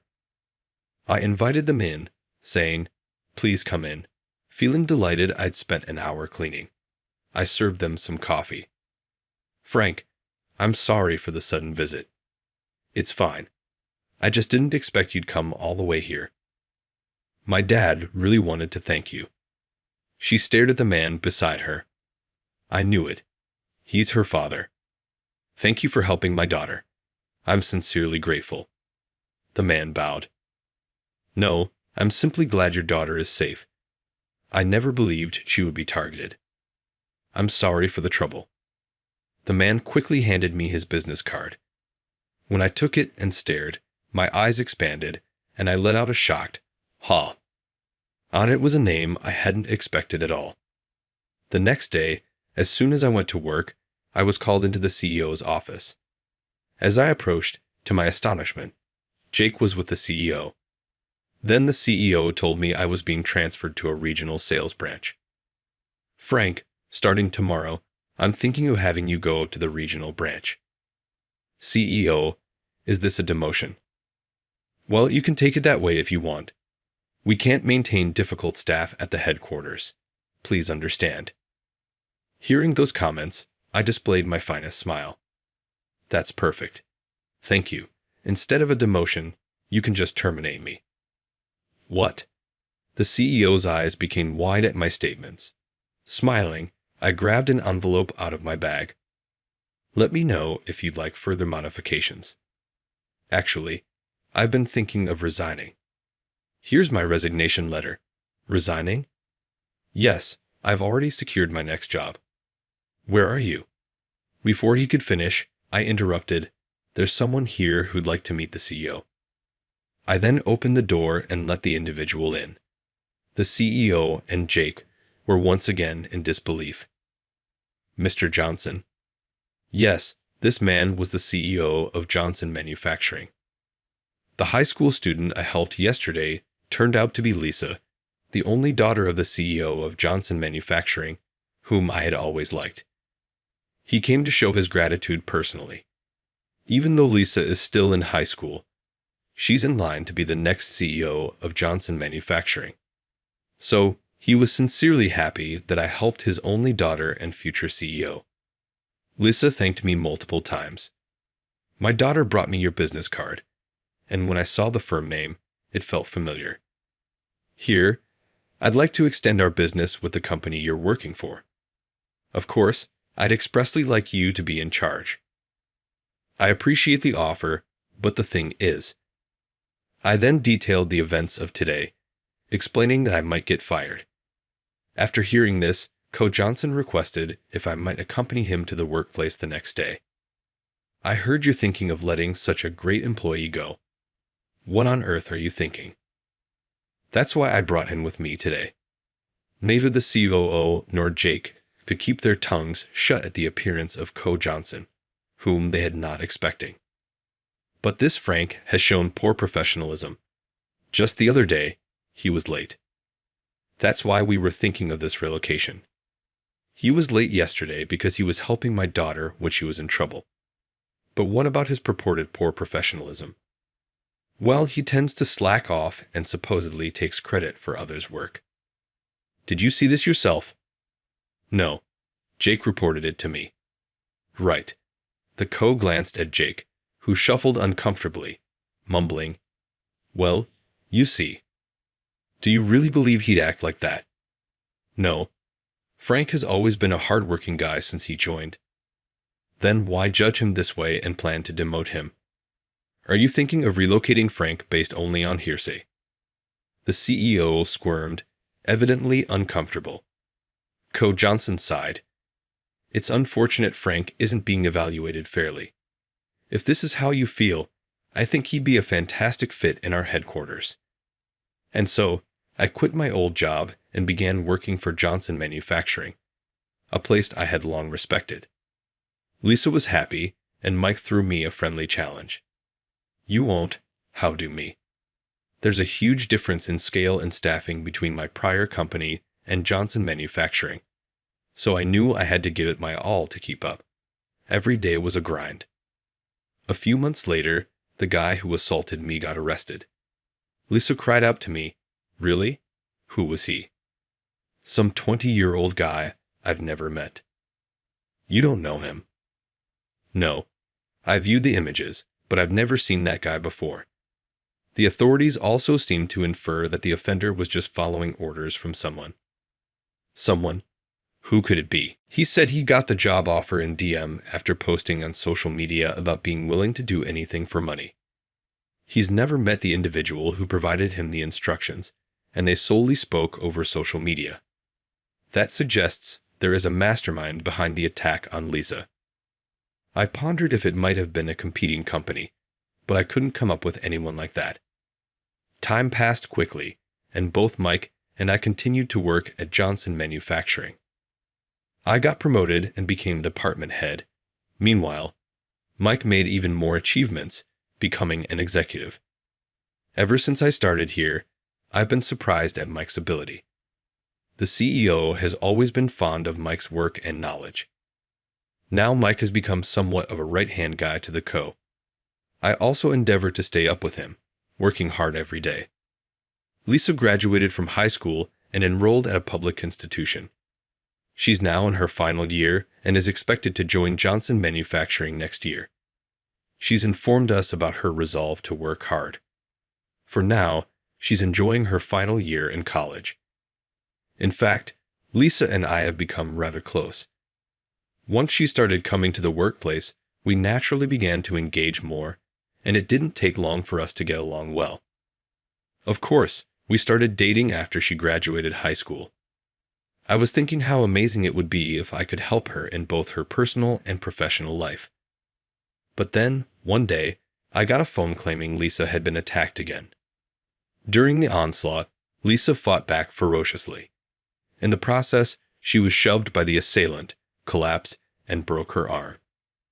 But the uproar drew attention, and the perpetrator was caught on the scene. To my horror, the offender turned out to be Jake. My former firm, which I had left, had earned a negative reputation for the CEO's misjudgments and had lost many of its clients. Though not bankrupt, the corporation has severely downsized. Jake was laid off, blamed for the company's failing reputation. He was striving to make ends meet with odd jobs. Then someone offered him a bundle of cash and ordered him to attack someone. He was promised that if he succeeded, he might even receive a position with Johnson Manufacturing. So he attacked Lisa. Soon after this revelation, a cop came in front of Mike and me. "Mike, we'd like you to come to the station with us."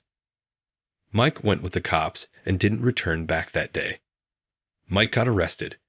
It turns out that Mike was the one who urged Jake to assault Lisa, and was the one who had earlier asked him to attack Lisa in a back alley. "I really wanted to become the CEO of Johnson Manufacturing," he stated. "Why did you do it?" I asked when I visited him.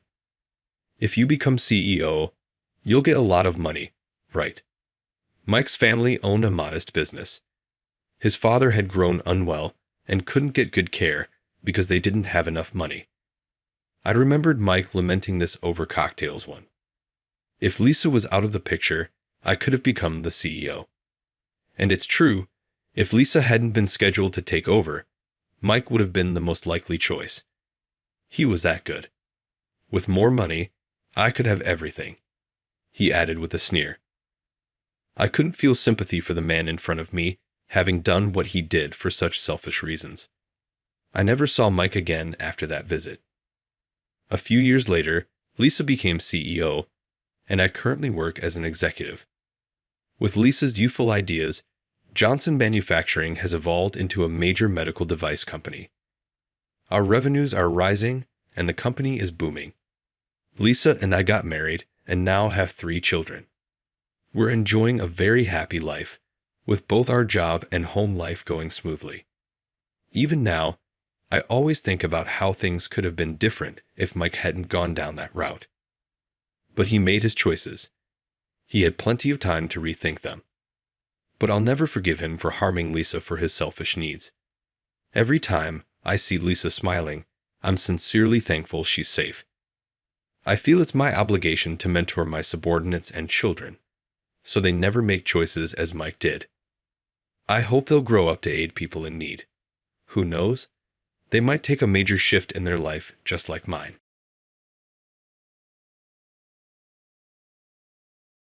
It looks like you took someone else's credit card cleverly. You are a dull man, and I don't trust you. Along with me, you are leaving this project. It is embarrassing to have someone like you represent our business. The remarks made by the president's daughter were completely irrational, biased, and rife with bigotry and disdain. Something inside of me blew up all of a sudden. I perceive embarrassment. That's when I'll quit from this company and relinquish my position as project manager. The 2 villains only grinned with glee, which drove me to breaking point. Leave no indication that you are a dull man in our company. You would damage our reputation. As soon as possible, tidy up everything and leave." With these harsh last remarks, she shoved me out of her way. I made the decision to delete all evidence of myself at that very time. That's when I decided to make these corrupt bastards see the real consequences. My name is Grant. I reached 30 this year, just an ordinary person with a white-collar job. Today, I want to talk about how a simple guy like myself can undergo a significant mental shift. I was not gifted, nor very brilliant as a child, having been raised in the suburbs of New York. I was a member of the masses since elementary school. In a class full of ordinary students, I was the kind of kid who kind of faded into the background. Sports days were really difficult for me because I wasn't athletic and my grades were consistently below average. Being an average kid, I joined the basketball team when I went to middle school, since it was the most popular club. I have no happy recollections of any competitions because our school squad was weak and we frequently lost games. My academic performance hadn't improved by the 9th grade, and I was still getting bad grades, so I was unable to get into the public high school of my choice. I reluctantly went to a less demanding private secondary school. My mother would remind me, quite angrily, that we weren't exactly wealthy and that "I'm paying a lot for you to attend this private school." The experience of not being accepted into my first-choice high school left me severely devastated. After that, I developed into a chilly, resigned teenager with a nihilistic outlook, believing that no matter how hard I tried, it would still be in vain. I wasn't much into studying in high school. I wasted my high school years away playing video games and hanging out with buddies. As I finished high school, the moment arrived to make decisions about my future. I immediately gave up on the thought of attending college, believing that I would most likely fail, even at an institution with a low ranking. After high school, I made the decision to start working. I didn't do well when I applied to a lot of companies, including those in the federal service. I was able to get employment at Ace Trading, a sizable corporation, for whatever reason.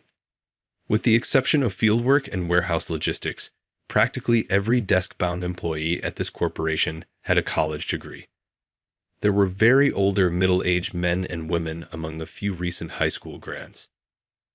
I was put in charge of the department that oversaw the company's internal systems, and Sam, the department head, who was essentially treated like a king in the workplace, was my immediate boss. Sam was tall, attractive, and descended from an affluent family. He was an elite with a degree from a prominent university. But Sam was a dreadful character. Sam has been severely criticizing me for my lack of formal education ever since I moved here. Are you unable of managing something this basic? Typical traits of the uninformed. You useless wreck aren't even a true value to our team. I had to deal with Sam's insults on a daily basis. Despite my disgust for Sam's suffering and mistreatment, I persuaded myself, well, I'm lowly educated, maybe it's true that I'm useless. I didn't think highly of myself in comparison to other people, especially when I didn't get into high school. That was why all I could do, when Sam chastised me, was feign weakness. Sam's insults at me increased as a result of his weak attitude, which only made him angrier. As these gloomy days stretched on, I completed my 5th year with the organization. It was at this point that Sam started to harass really intensely. Looking back, I believe he was genuinely attempting to drain me emotionally and physically in order to get me to leave the organization. Sam brought me in at the start of the 5th fiscal year and immediately threw a ton of work at me. The amount of work I had to manage was certainly 5 times larger than previously. It also featured assignments in areas where my knowledge was lacking. You have been abusing this place for the past 5 years. No more indulgences. Finish this assignment by the deadline, or you risk losing your job. With all of his cynicism, Sam was laying a wicked trap to get rid of me. I was dumbfounded and could come up with nothing more than an incoherent, "I'll try my best." For the first time in my life, at this point, I was overcome with a strong sense of urgency that I had to take action. Driven by a wrath akin to my resentment of my previous inadequacies, I was determined to show Sam, who always treated me with contempt, that I was wrong. I pondered about tactics and looked up every potential solution online into the wee hours of the night. In the end, I realized that this problem could be mainly resolved by utilizing a programming technique for which I lacked any knowledge. Furthermore, it might save a ton of time. Even though the programming was difficult, I could become a respected employee and accomplish a lot for my company if I could master it. I arrived at these findings with the express belief that every crisis presents an opportunity. I had never really thrown myself into learning anything until now, but now I decided to commit my entire life to this endeavor. I could take no more of being dismissed, made fun of, or insulted. Sometimes, frustration is a strong motivator to do action. I went to intensive programming classes after work and kept up my rigorous study schedule at home, sleeping little. My primary motive for learning programming at first was to reduce my burden, but as I gained more knowledge, I grew to love it. I was therefore able to handle the added workload with easily, and many people complimented me on the high caliber of my work. For the first time in my 5 years as a clueless, incompetent worker, I was appreciated and acknowledged by my coworkers. My passion for studying programming expanded, and I made great progress in my abilities. As a result, my status inside the organization quickly improved. To my own surprise, I rose to prominence and began to draw interest from both inside and beyond the organization. A multinational competitor even made me a hefty headhunting offer because of my programming talents and excellent work. My poor self-esteem was gradually restored as I was acknowledged and valued. It was amazing how the downward spiral of negativity that had dogged my professional life reversed itself. My ability to communicate with coworkers improved as a result of my increased initiative at work. Workers who had once expressed their overt dislike for me now respected me. After attracting the attention of higher-ups, I was given the responsibility of overseeing significant, well-known initiatives for the organization. My life seemed to have been abruptly altered in ways I could never have imagined. I was quickly becoming well-known, and people in the company started praising me. How on earth could Grant, who is so capable, have been performing below par all this time? It's peculiar. It appears that Sam, Grant's direct employer, was the only reason Grant remained silent. Was Sam attempting to undermine Grant out of jealousy for his skills? Whispers among the staff spread that Sam had been mistreating me, and that was why I hadn't been able to succeed up to this point. Sam eventually heard about these rumors. It did not sit well with him at all that I was successful, and that I was highly regarded. "You stupid, uneducated fool, just watch. Don't get arrogant." Sam seemed to be formulating a terrible scheme. By now, I was well known for developing a system that greatly streamlined operations in most divisions. I pushed myself too hard and ended up becoming sick because I was delighted to be appreciated and to make everyone happy. I had to miss a couple of days of work. After I rested for a few days, I felt better. When I was well enough to go back to work, I went to a meeting regarding a large project that involved multiple other companies. Unexpectedly, Rachel Turner, the daughter of the family that owned Ace Trading, showed up for the inspection. Despite being big enough to be considered a major corporation, Ace Trading remained a family-owned business with a succession plan in place and had never gone public. Rachel's grandpa was the chairman and her father, Mr. Turner, was the president. It was promised that Rachel, the executive vice president at the moment, would be the future president. Rachel approached me quickly after the meeting and asked, "So you're Grant? If you could please don't go too far in acting as though you speak for us. In any case, please visit the president's office." I was abruptly and icily called upon. It was undoubtedly not a promising indication. The president's daughter, Rachel, seemed to have disliked me for some reason. Rachel was waiting at the president's desk when I arrived as directed, but Mr. Turner was not present. To my surprise, There was a smug smile on the person standing next to the president's chair, Sam, my manager. My immediate amazement evaporated as Rachel went on a diatribe. Grant, Sam here has told me a lot about you. I've heard you have been sluggish till yesterday. It appears that you have been really hurting the business. I didn't know why Rachel was going after me, but that's when it all clicked for me. She must have been fed all the bad things Sam had said about me and my prior mistakes. Sam gave me an involuntary glare, but all he could muster was a sarcastic smirk. Rachel continued, obviously annoyed by my lack of response. Grant, it appears that you have very little schooling beyond high school. How a bottom feeder who never attended college could work for our company is beyond me. We cannot entrust this crucial project to someone with your inadequate academic level. Her crude comments stunned me so much that I was at a loss for words. Excuse me, but I was appointed as the project manager based solely on my track record in programming. I said with composure. However, this just served to heighten Rachel's rage as she arched her eyebrows. You had to be lying about this assessment. You must have cleverly taken credit from someone else. You are a dull man, and I don't trust you. You're going to be leaving this project. It is embarrassing to have someone like you represent us. Something in me blew up when I saw a degree of contempt and scorn I hadn't felt in a long time. Shame? All right. I get it. Afterwards, I'll quit from this company and give up my position as project manager. I was at last at my breaking point.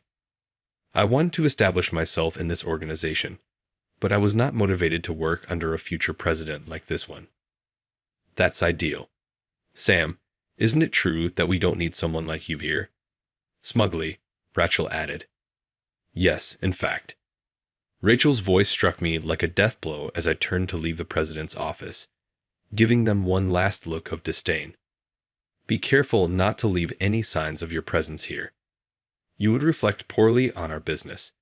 Take care of everything, then leave. I hurriedly left the president's office without answering. I completed my final task on my computer after getting to my desk. I turned off the internal system for which I was granted a patent and erased every file I had made. I vacated my workstation and packed away my personal items before permanently leaving the company. I was being scouted by an international competitor, which I joined after quitting Ace Trading. I received fantastic treatment at my new work. My pay had increased tenfold, along with hefty performance bonuses. The flexibility to work as I wanted thrilled me more than the money benefits. Sam's nasty, malevolent bosses didn't exist. Meetings promptly addressed my ideas, and if they were favorably received, they were given the go-ahead to become new projects right away. I have never liked my programming work as much as I have since making the move. The right move was, in fact, to leave Ace Trading. Paradoxically, I am appreciative of Rachel and Sam. After I departed, in accordance with Rachel's closing remarks, what became of AIST Trading? The business fell apart as a result of my deletion of the system. It's fine if you drive me out, but if you erase my traces, no one will be able to use the system I developed. I told Rachel and Sam as I was leaving because I had foreseen this. Rachel and Sam dismissed it with a sneer, though. No, it's quite practical. Let's get rid of the pitiful system you created. It has always annoyed me. We'll just work on making one better. I remarked, Oh, really? Even after I warned them out of kindness, they responded with such ingratitude. I won't know about it, so please do as you please and don't come crying to me afterward. And with that ultimatum, I quit the company. But then there was total fear in every workplace in the corporation. It was only fitting that the fundamental internal system would fail and be replaced with a subpar, less convenient one. Employee stress and discontent mounted at every turn, and they deluged Rachel and Sam with grievances. This is the result of you pushing Grant away. It's completely broken. Take action. Return Grant or offer an apology to him so we can utilize his system. The workers were so enraged that they almost attacked Rachel and Sam, but they didn't back down. How are we able to accomplish something so dehumanizing? Your task is to figure it out for yourself. There's no way we're going to bring Grant back because he's not required here. Just get used to the new system and adapt. When they received responses as calloused and false, the staff lost their cool. Workers started quitting one by one, unable to put up with a company that only expected self-help from its employees, which led to an unusual predicament. That cycle never ended once it got going.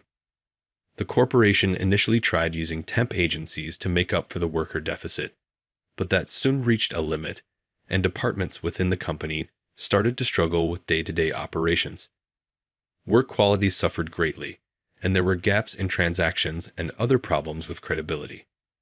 Consequently, AIST Trading's reputation suffered greatly, and its established business associates terminated their agreements one after another. Insolvency resulted from the financial statements' persistently large operational deficits. AIST Trading eventually filed for bankruptcy.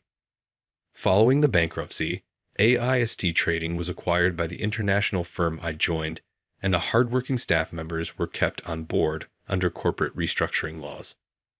Rachel and the previous management family were removed, though, and Sam Harrison was written off in full. It's interesting that Sam didn't come ask for my assistance till then. Trapped and abandoned, he turned to me, his alleged adversary, in a desperate attempt to get assistance. In the past, I gave you a lot of attention. Could you please assist me solve things? Sam's boldness shocked me to no end. You looked after me?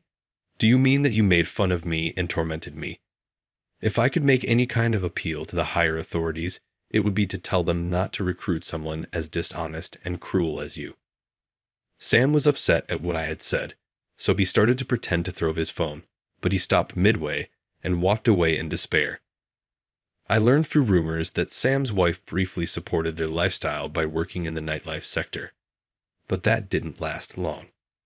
They eventually had to relocate to Connecticut after having to sell their opulent condo close to central New York.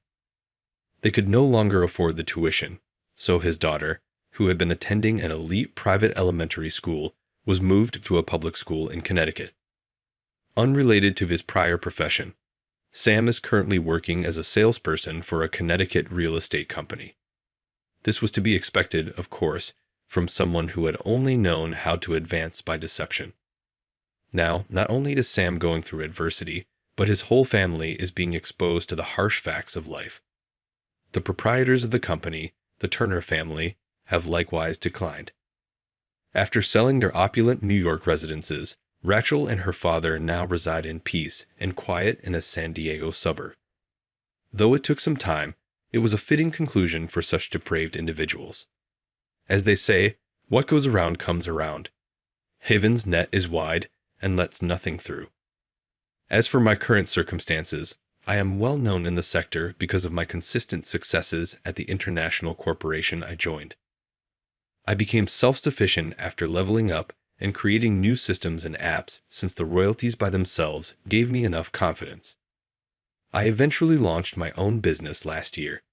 I now manage my own company. Though difficult at times, each day is rewarding and pleasurable. It is certainly a blessing to be able to work with excitement every day. I regret my lackadaisical and half-hearted teenage years after my failure when I reflect on it in retrospect. However, I also understand that those failures are exactly what have brought me to this point.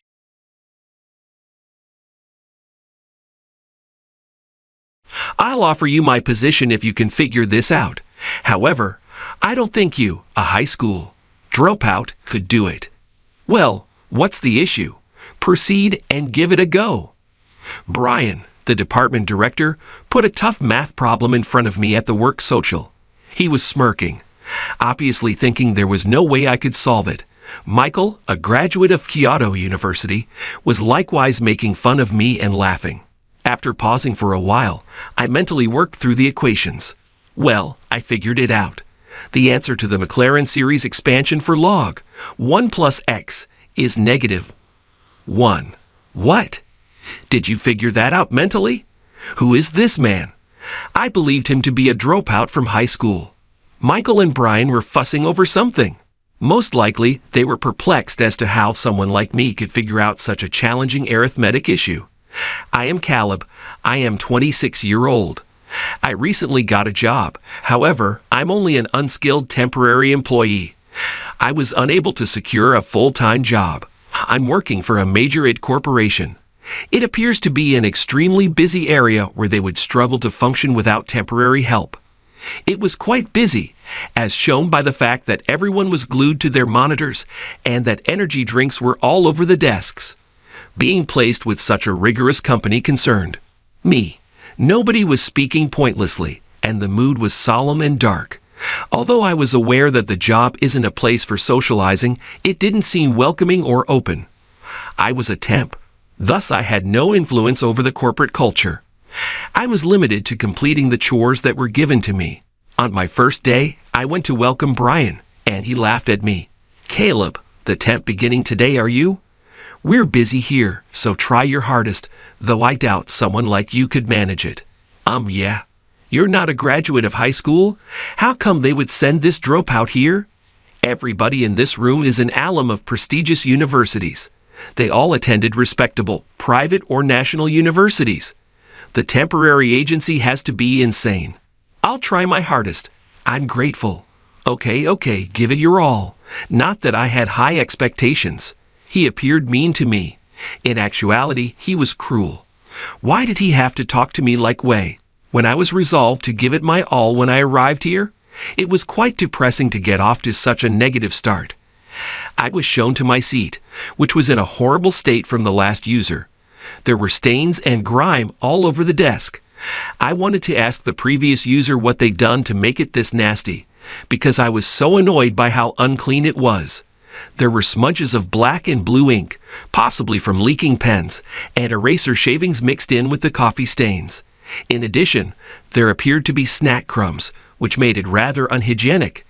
I then cleaned the desk with some alcohol spray that I had borrowed. I couldn't get rid of every stain, but it did appear a little better. Michael, the man, sat across from me. His clothing was slim, and his hair was oily and parted to the side. He was attractive, resembling a character from a movie. I started when Michael gave me an explanation of the tasks at hand. "Well, someone like you probably can't handle this, though." I felt horrible about what he said. Yes, I really am at the bottom.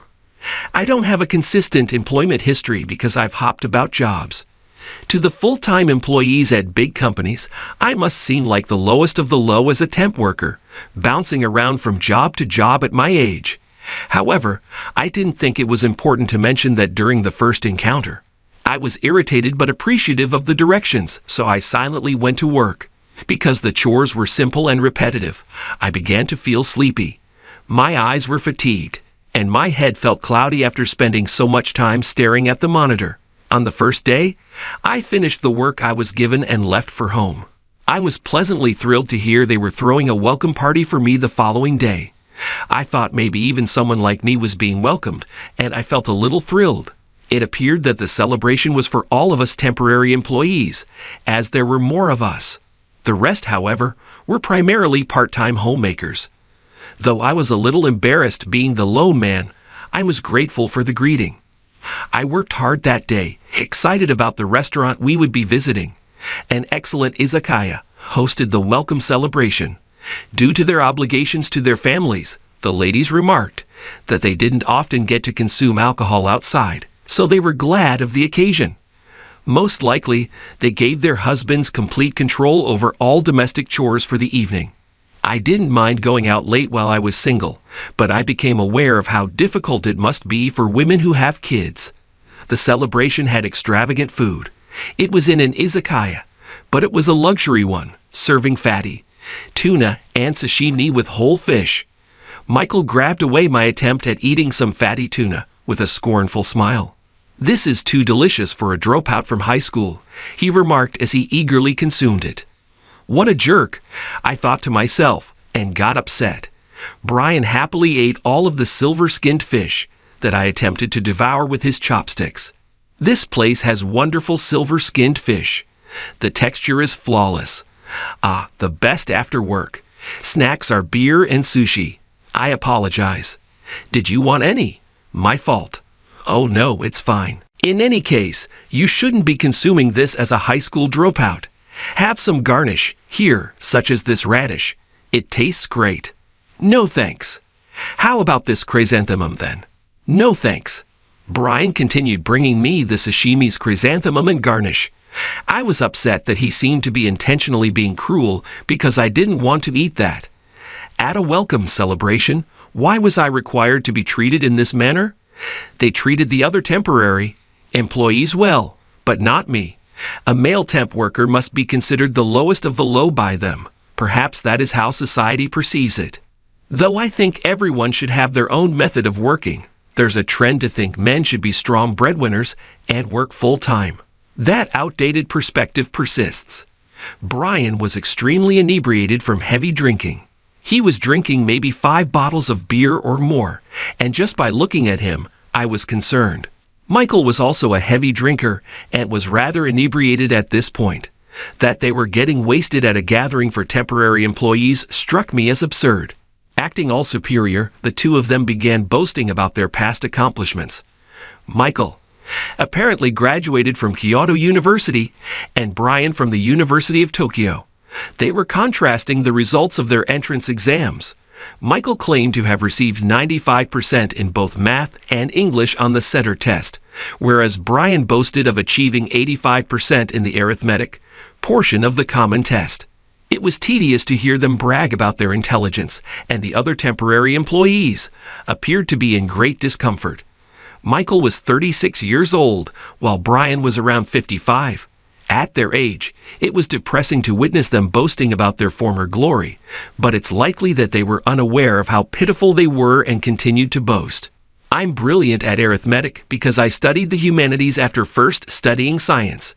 This explains why, despite being a humanities student, I received an 85% on the math portion of the common test. Additionally, I received a flawless English score. Brian, that's really impressive. You are the greatest. Oh please, Michael. Courtesies don't lead to success. No, it's incredible that you can still be proficient in arithmetic after transferring to the humanities. You also received your degree from the University of Tokyo. And Kyoto University, the glory of the West, is where you received your degree. We are unable to defeat the University of Tokyo. That is untrue.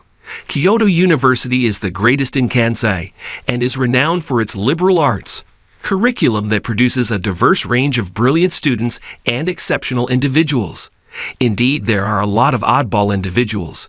We also throw hot pot celebrations throughout class, along with costume graduations. It's a little different at the University of Tokyo, because there are more bookworm types there. However, both universities are excellent. And Sarah, you also graduated from a reputable university, am I correct?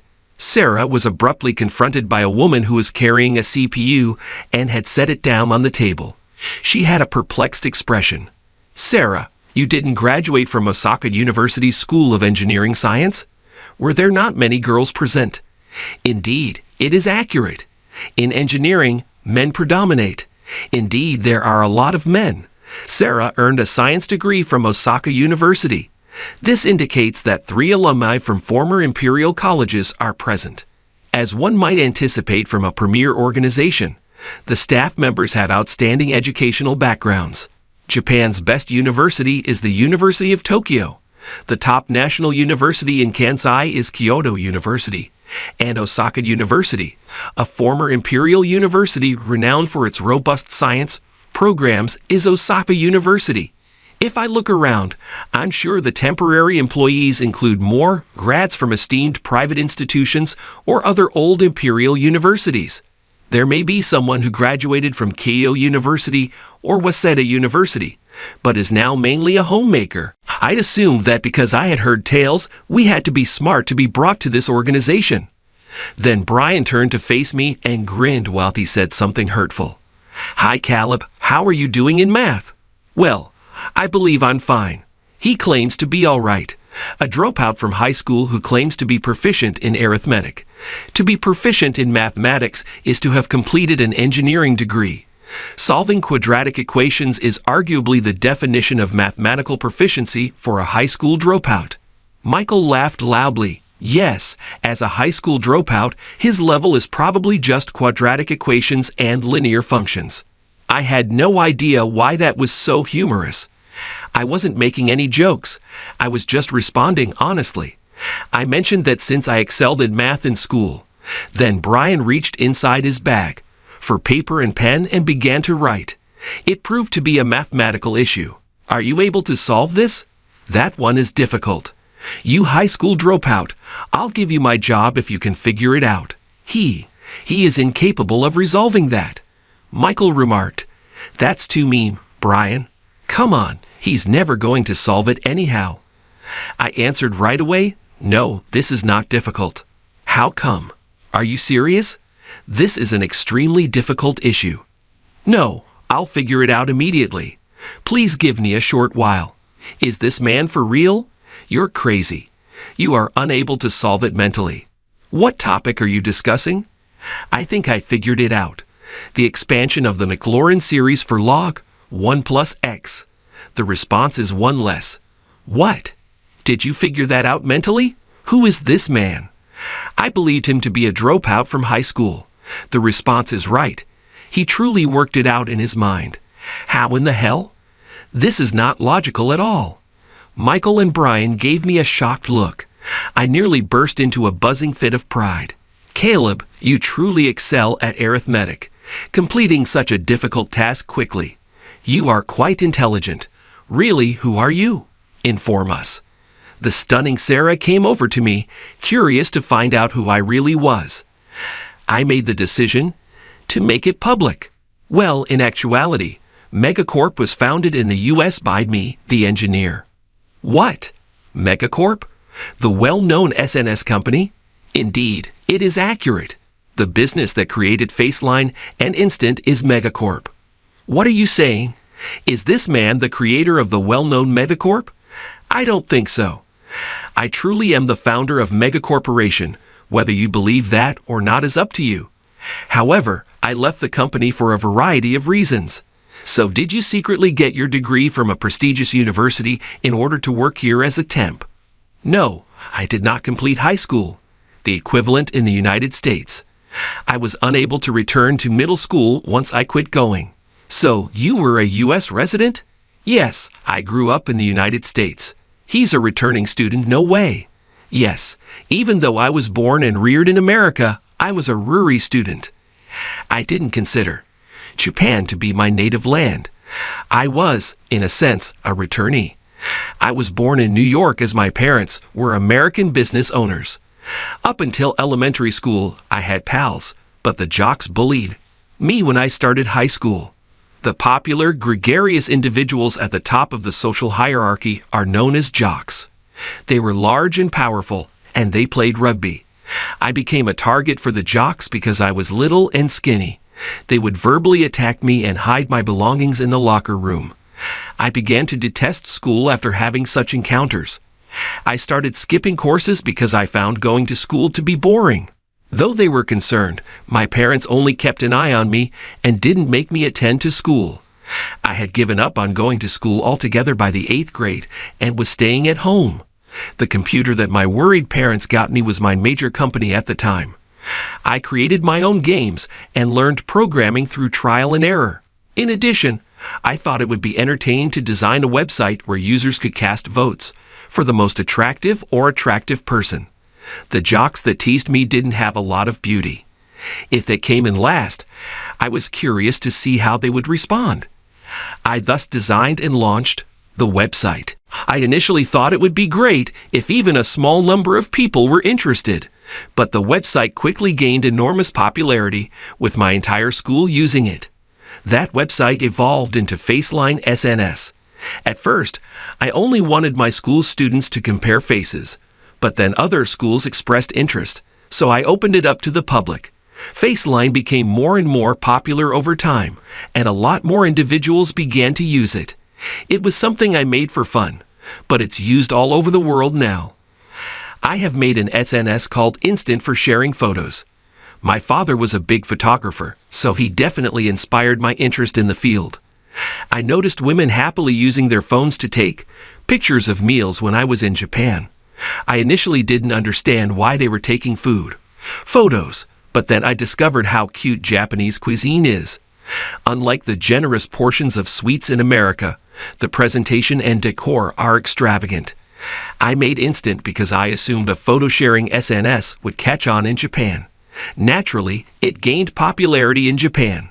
When American celebrities first started using it to give glimpses of their lives, Japanese women were inspired to publish glimpses of their own opulent lifestyles. They posted photos of their lavish hotel stays, beach excursions, and parties. These pictures featured a ton of appetizing-looking food and beverages. Everyone seems to enjoy taking pictures of food. I was 16 when this got popular. I was already the Japanese equivalent of a high school dropout. By then, having already left school. When I was 16, I could live comfortably and had my own firm. Americans who drop out of high school are sometimes forced to live in poverty. However, I was fortunate enough to have an aptitude for business, which spared me from that destiny. My parents were first concerned, but their concerns were allayed when they saw my business thrive. I got offers to become a professor at Harvard and Stanford as a result of my commercial success. They wanted me to teach business tactics in the economics department and programming in the engineering department. I turned down the offers since I didn't feel comfortable speaking in front of others. And those jocks had been recommended to those universities. When things was going well one day, my father unexpectedly died in an accident. After work, he was struck by an inebriated driver on his way home. I was distraught and had to talk to my mother about what to do next. We made the decision to close the business because, in my absence, my father could no longer manage the chores involved in running the company.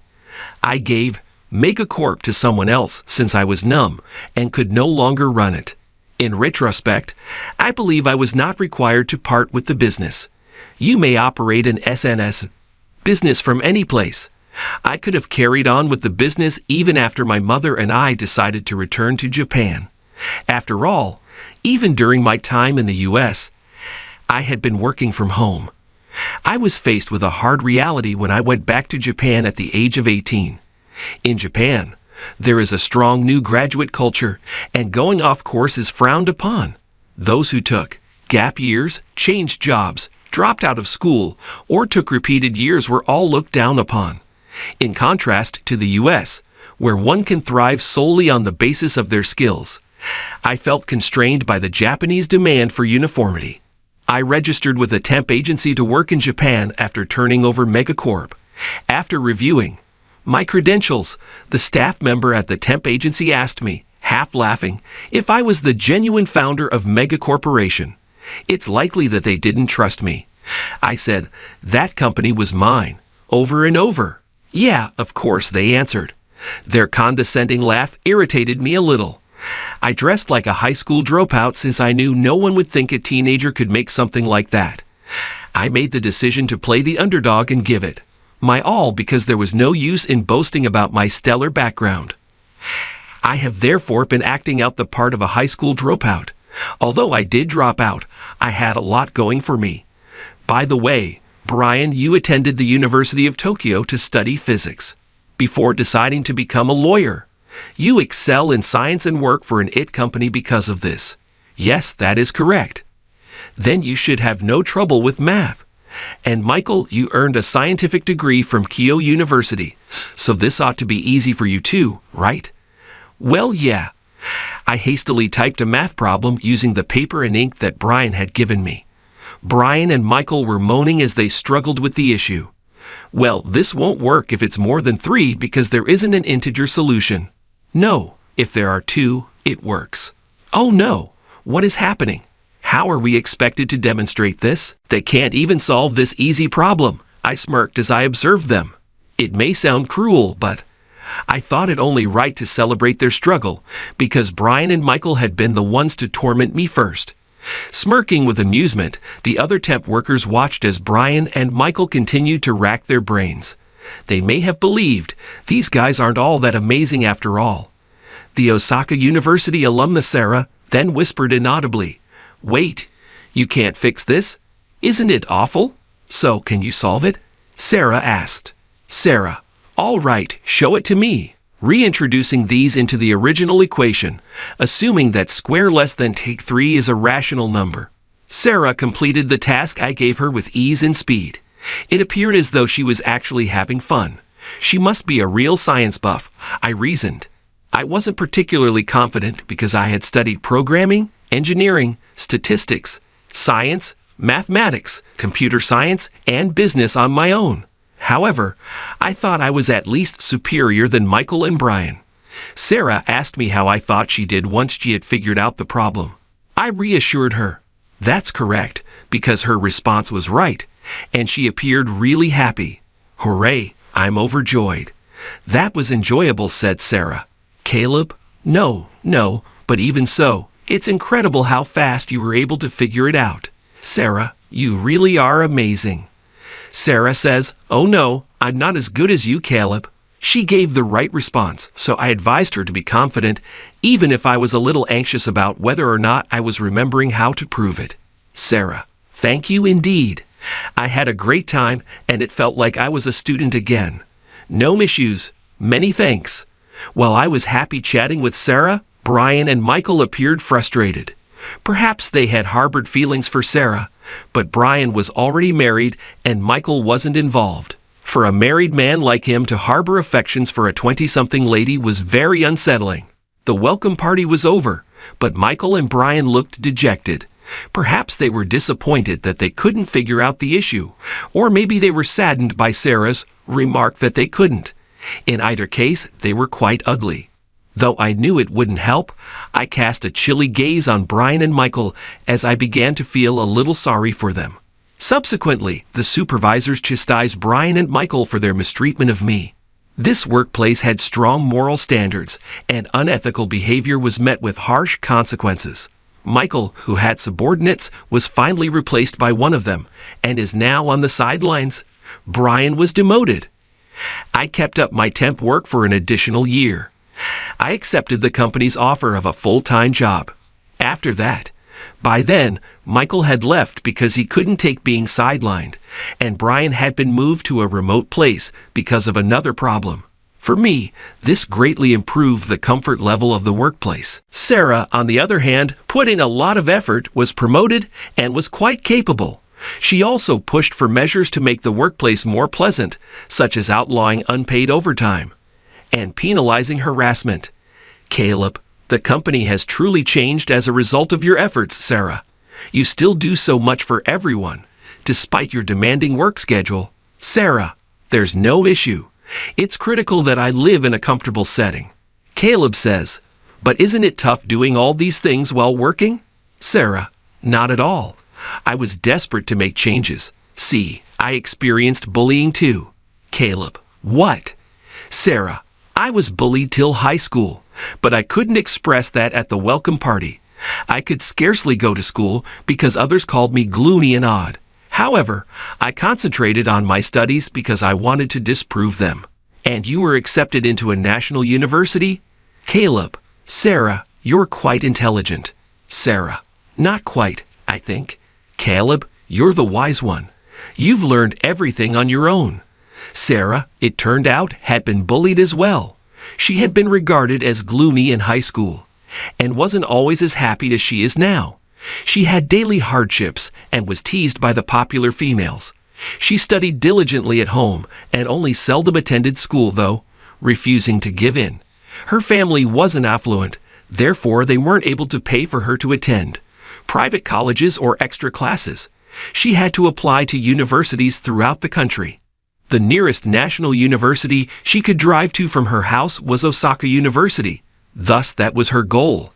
As Sarah and I became closer, we made plans to spend the following summer vacation with her family. Her parents were great and loving people, even though their home was old and dilapidated. It was easy to see why Sarah was so generous. She had come from such a loving family. It was unusual to hear her talk in her native Osaka dialect, something she seldom did. It felt as though I was witnessing a different side of her. After we began dating, we were married a year later. That someone like me, who hasn't even completed high school, could become the proud parent of a university graduate like her may seem miraculous. She worked hard and made as much money as any male, even after we got married. I once told her, "You can quit your job if things get too tough," since I didn't want her to overwork herself. I will tend to us. But she never gave giving up a thought. But one morning, a year into our marriage, she became ill. I wondered if she was pushing herself too hard. She worked so hard that there was no overtime, yet there was more work. Completing all tasks within working hours became imperative, increasing the intensity of the labor. "Caleb, you don't look well at all. Perhaps you ought to visit a doctor." "Sarah, not at all. I'm okay. A hearty breakfast will revive me." Caleb said, "But I'm really worried about you." "Sarah, everything worries you out of control. Never undervalue me." Caleb said, "All right, if you say so." Sarah pretended to be bold, but she really just ran to the bathroom after breakfast. I hurried to the bathroom because I was so frightened, and then I drove her to the hospital. Her stomach was fine, the doctor stated, and he gave her an IV drip. When I looked it up online to see what it might be, I came across the word pregnancy. That could be the case, I thought. I made the decision to take the day off and visit a gynecologist with her. That's when her pregnancy was discovered. The baby appeared to be growing nicely, and she was already 3 months along in her pregnancy.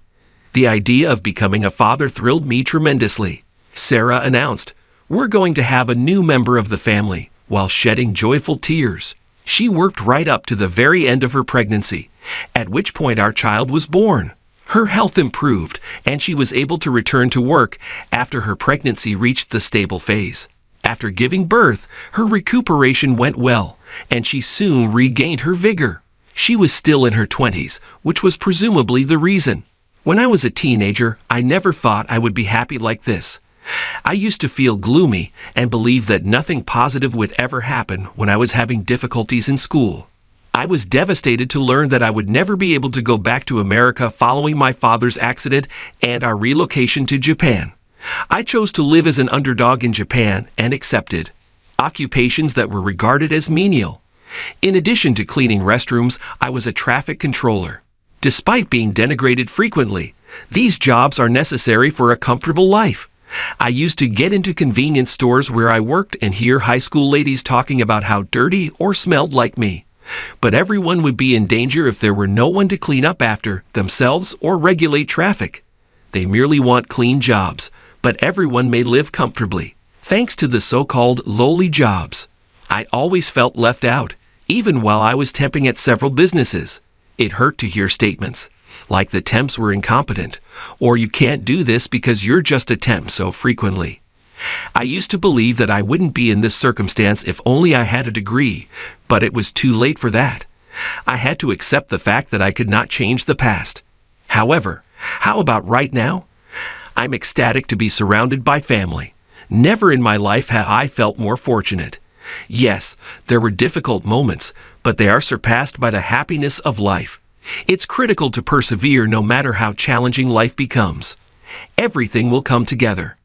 I want to make sure that if someone enters this company without a degree, they won't face discrimination. Thus, I aim to continue working hard here.